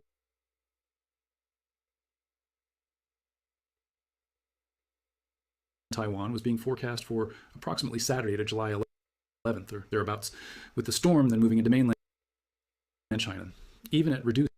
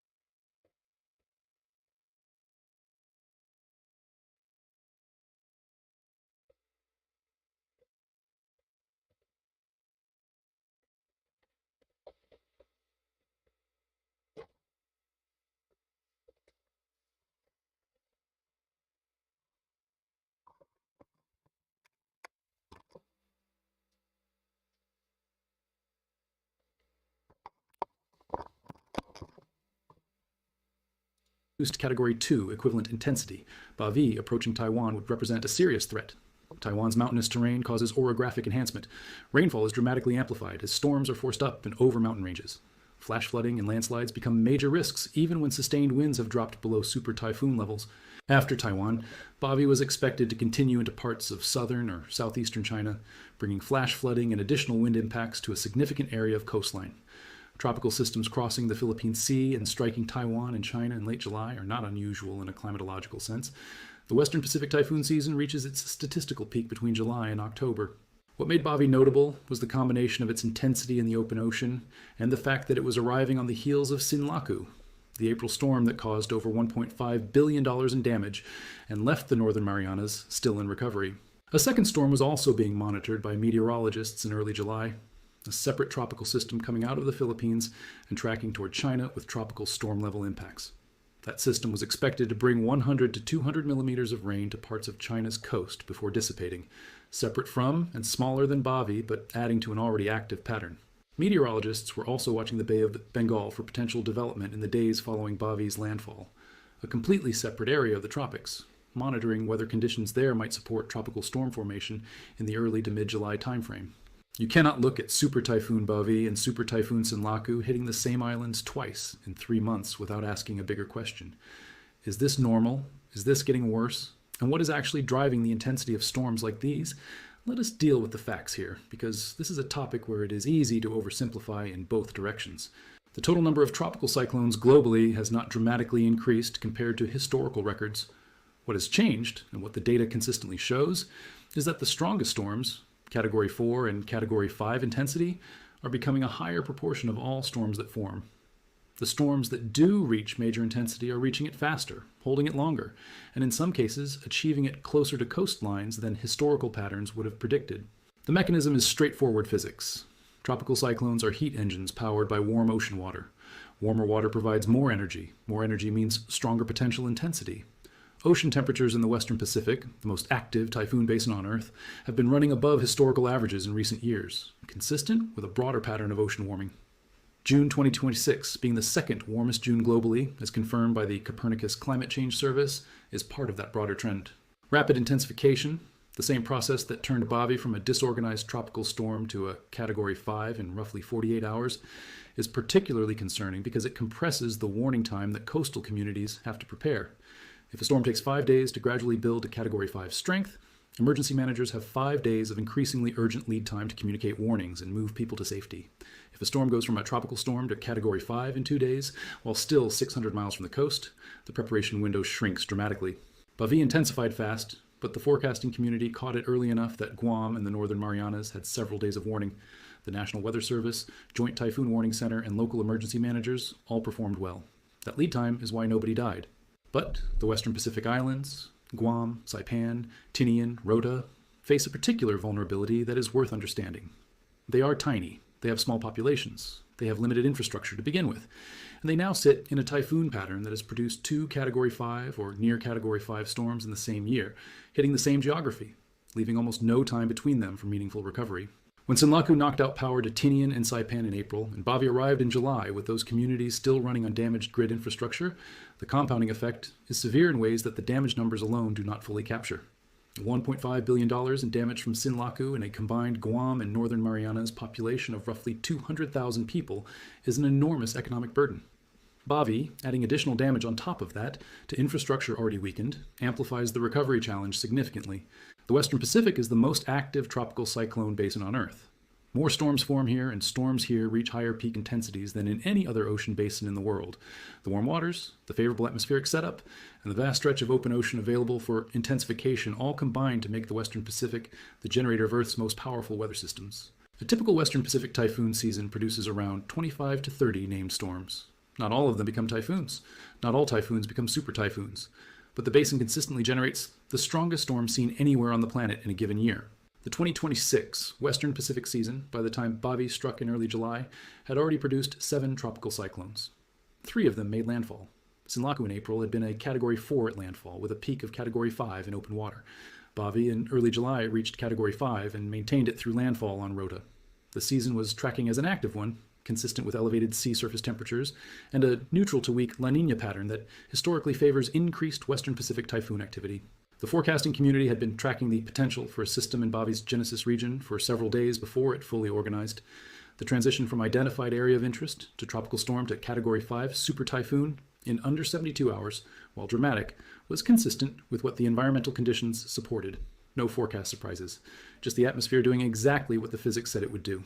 For the Philippines, Taiwan, Japan, and southern China, the regions that Western Pacific typhoons typically threaten after crossing open water, Bavi's trajectory after the Marianas was being watched extremely carefully. The Philippine government was monitoring. Taiwanese authorities were assessing track and timing. Southern Japanese prefectures on Kyushu, Shikoku, and central Honshu were expecting elevated rainfall totals in the hundreds of millimeters range, even from peripheral moisture bands associated with the system. The Western Pacific does not take breaks. The peak of typhoon season still lay ahead as Bavi crossed the Philippine Sea. August, September, and October historically bring the highest frequency of intense storms in the basin. The 2026 season was already demonstrating it was not going to be a quiet one. Whether you are in Guam, the Northern Marianas, Taiwan, the Philippines, southern Japan, or coastal China, or anywhere in a region that typhoons reach, the lessons from Bavi are practical and worth keeping in mind every typhoon season. Early warnings exist for a reason. The National Weather Service, Joint Typhoon Warning Center, and local meteorology agencies put out typhoon warnings days in advance specifically, so communities have time to act. Waiting until the storm is hours away to start preparations is too late. When a super typhoon is 5 days out and forecasters are already calling it life-threatening, that is the moment to start acting, not when the outer rain bands start arriving. Evacuation centers save lives. In Guam and the Northern Marianas, the fact that shelters were packed, even past capacity, before Bavi arrived is exactly why the death toll was 0. People who live in vulnerable structures, older buildings, homes with already damaged roofs from Sinlaku, coastal properties susceptible to storm surge, have to make the move to a shelter before conditions deteriorate. Once winds exceed tropical storm force, movement outside becomes dangerous. Once typhoon force winds arrive, it can become impossible. Being aware of storm surge is as critical as wind awareness. A lot of people focus on the wind speeds because those are the numbers that get repeated. But historically, storm surge, the abnormal rise in sea level driven by a storm's winds pushing water towards shore, is responsible for the majority of deaths in tropical cyclones worldwide. A Category 5 typhoon approaching a low-lying island or coastal area can produce storm surge of 20 feet or more in extreme cases. That wall of water is not survivable in a typical structure in its direct path.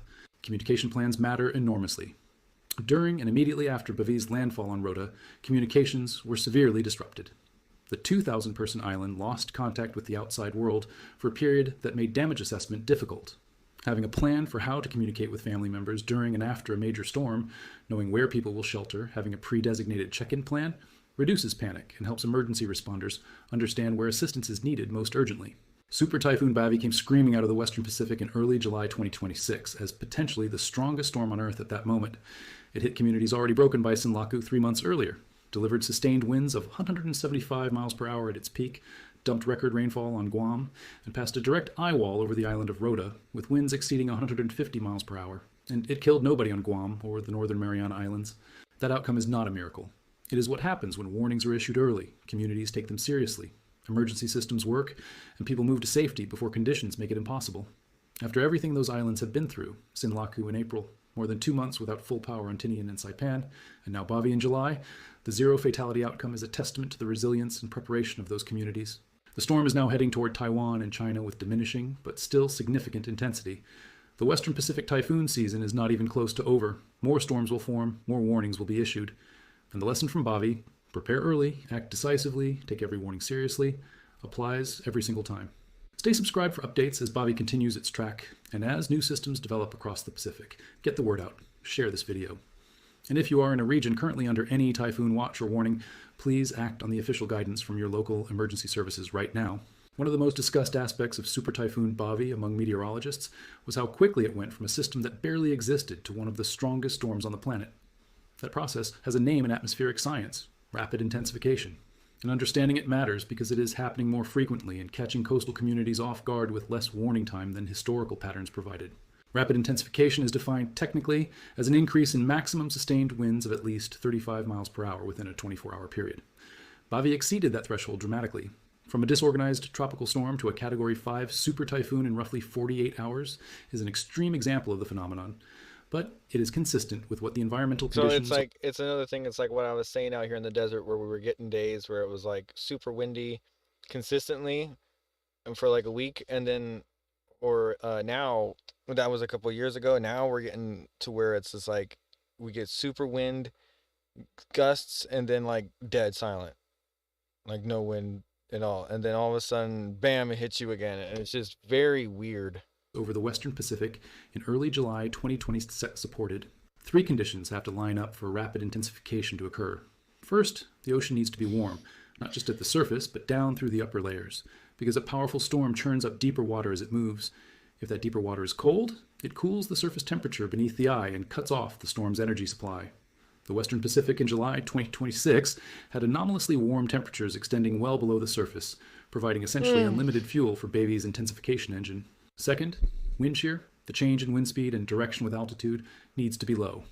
High wind shear essentially tears apart a developing tropical cyclone, preventing the organized structure of towering thunderstorms around the eye from establishing and maintaining itself. Bavy moved through an environment of low wind shear in its early development phase, allowing it to build and organize without atmospheric interference. Third, the storm needs an efficient outflow channel at high altitude, essentially a way to exhaust the warm, moist air that has risen through the storm's thunderstorm towers. When upper-level outflow is well organized and unobstructed, the storm's internal circulation can spin up rapidly. Forecasters noted that developing upper-level outflow near Japan was actually enhancing Bavy's ability to intensify as it approached the Marianas. All 3 conditions aligned simultaneously over a 2-day period. The result was one of the faster intensification events seen in the Western Pacific in recent years, and it produced a storm that was significantly stronger at landfall than many residents had time to fully mentally process, even with days of advance warning. The reason rapid intensification is so dangerous from an emergency management perspective is the compression of preparation time. A storm that gradually builds over a week gives communities progressively escalating warnings. A storm that jumps from tropical storm to Category 5 in 48 hours delivers a much more abrupt escalation in the threat level. Warnings were issued efficiently for Bavy, and the communities in its path responded well, but the psychological challenge of hearing a forecast that says this storm will be much stronger in 24 hours than the models showed yesterday is real, and it requires trust in the forecasting process that not every community in every typhoon-prone region has built up over time. To fully understand why Bavy and Sinlaku hitting the Northern Mariana Islands back-to-back in the same year is such a serious humanitarian and infrastructure crisis, it helps to understand the basic geography and vulnerability of these communities. The Northern Mariana Islands are a chain of 14 islands in the Western Pacific Ocean, covering a total land area of about 180 square miles. The 3 main populated islands are Saipan, which is the largest with a population of roughly 48,000, Tinian with around 3,500 people, and Rota with approximately 2,000. The Commonwealth as a whole has a total population of about 52,000 people. Guam, which is a separate U.S. territory located about 40 miles southwest of Rota, has a population of roughly 160,000. These are small, remote communities separated from major supply chains by thousands of miles of open ocean. When a super typhoon damages infrastructure, roads, ports, power plants, water treatment facilities, hospitals, communication towers, the timeline to restore normalcy is measured in months, not weeks, because every piece of replacement equipment, every construction crew, every generator part has to be shipped or flown in from significant distances. Sinlaku in April damaged that infrastructure severely. Power was still not fully restored to parts of Saipan and Tinian when Bavy arrived in July. That means Bavy was hitting communities that were already operating in a degraded state, running on backup generators in some areas, relying on emergency water distribution in others, with homes still under temporary roofing where Sinlaku had destroyed original structures. The compounding effect of 2 major storms in the same year on the same small communities is not simply double the damage from one storm. It is double the damage to infrastructure that was already weakened, plus the psychological and economic burden on communities that had not had the chance to recover, plus the challenge of attracting reconstruction funding and contractor resources to the same location twice in a matter of months. Federal disaster declarations for Sinlaku were still being processed when Bavy formed. FEMA resources committed to Sinlaku recovery were still deployed when Bavy arrived. The question of how U.S. Pacific Island territories rebuild and strengthen their long-term resilience against increasingly intense typhoon seasons is not just a weather question. It is a policy question, an infrastructure investment question, and ultimately a question about how seriously the federal government takes the vulnerability of these communities to climate-related disasters that are becoming more frequent in their intensity.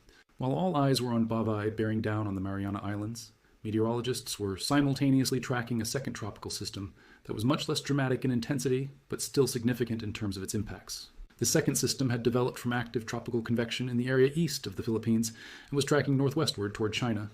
Unlike Bavi, this was not a super typhoon situation. It was expected to remain at tropical storm level, but tropical storm level impacts are still meaningful, particularly for coastal areas that get the rainfall and storm surge associated with even moderate tropical systems. Track forecasts for this second system showed it approaching and making landfall along the Chinese coast around Saturday, July 4th and early in the following week, bringing rainfall totals of 100 to 200 millimeters across parts of coastal China. Some areas could see higher totals where the terrain forces precipitation upward. China's southern coast is no stranger to Western Pacific tropical systems. The region receives multiple tropical cyclone impacts per year and has extensive experience with disaster preparation and response. But even for a prepared coastline, 100 to 200 millimeters of rain in a short period represents a significant flash flooding risk, particularly in low-lying areas and river deltas. Storm drainage systems in coastal Chinese cities are designed to handle significant rainfall, but the margins can be exceeded in extreme events. The broader picture around the same time showed elevated moisture and rainfall across a wide swath of Asia. Japan's Kyushu, Shikoku, and central Honshu were expected to see totals exceeding 100 millimeters over a 3-day period from atmospheric moisture connected to the activity in the Western Pacific. Parts of India, Thailand, Vietnam, Laos, Bangladesh, and Myanmar were experiencing heavy monsoon rainfall simultaneously, not directly related to Bavi, but part of the same broader active pattern of moisture-laden weather systems that characterized the first week of July 2026 across the entire region. The Bay of Bengal was also being monitored for potential tropical development in the days following Bavi's landfall, with meteorologists watching whether conditions there might support a new tropical system forming in the early to middle part of July. The Bay of Bengal, the northeastern arm of the Indian Ocean, is the second most active tropical cyclone basin in the world during the summer monsoon season, and any development there would represent an additional threat to parts of Bangladesh, India, or Myanmar. That is the full picture of Super Typhoon Bavi, from the moment it was a barely organized tropical storm on July the 2nd to its Category 5 landfall on Rota, its impacts across Guam, Tinian, and Saipan, and its continued journey toward Taiwan and China with still significant intensity. The most important numbers to remember: peak sustained winds over 175 miles per hour, eye diameter 21 miles, rainfall on Guam exceeding 12 inches in a single day, a record at the airport, wind gusts of 111 miles per hour in Guam and Saipan, the eye passing directly over Rota with winds exceeding 150 miles per hour. And through all of it, 0 confirmed deaths on Guam and the Northern Mariana Islands. The Western Pacific typhoon season if it's has true, months that's left to run. victory. More systems will form. Some will reach major intensity. The question of whether any of them will threaten the Mariana Islands again in 2026, a region already hit twice in a single year, is one that nobody wants to think about, but emergency planners have to. If you found this breakdown useful, share it with people in typhoon-affected regions. Leave a comment about what you experienced if you Good job, were in man. Guam, the Marianas. This guy does really good stuff all the time. Like, seriously. Like, every time I see him, he's like, his English is like on point. Or anywhere Bobby's He's, like, impacts were felt. Like, down to Subscribe. his, I don't know, I'm really weird with this shit, but like, I really watch people and like their breathing pattern and like how they present their statements and like, how do you pause? How does your commas, like all that really, it doesn't like matter like to me on my shit, but like when I'm over like analyzing somebody else's. For updates as the storm's track continues and as new systems develop across the Pacific and Bay He of does Bengal. really well. Stay safe, take the warning seriously, and be ready. Do that subscribe thing for him, yeah. Anyone should. Okay, so that was our little bit of heaven today when it comes to, you know, we don't have any of that here, but we might get hit with a 9.0 San Andreas earthquake, so take our victories where we can and try to be a little bit prepared. They're trying to say that they need to prepare 3 days. I mean, we really need, for the big one, we really need to have like a decent meal plan. It's going to be more than just a couple days. Roads are going to be done. It's going to be terrible. Not to mention, probably won't be able to have electricity to cook. So we need to really consider having those backup stove things like they were thinking. And we have that attachment here, so maybe just get some gas somehow and figure out a way to, you know, stock up and store that properly in a safe space that's, you know, not flammable, but maybe in a storage container that's buried somewhere out where if an earthquake happens, it's not going to like explode, or something isn't going to fall on it, trap it, or, you know, if the sun keeps hitting it, it's not going to bake it and make those containers explode. So that's just something that we really do need to consider about if you're out here in Southern California. Anyway, I have been your host, Clifford Johnston, with the Mojave Podcast Transmission. Thank you. Make sure you like, comment, subscribe, and share this with other people who like this different type of content. And without a doubt, have a great night and the rest of your evening.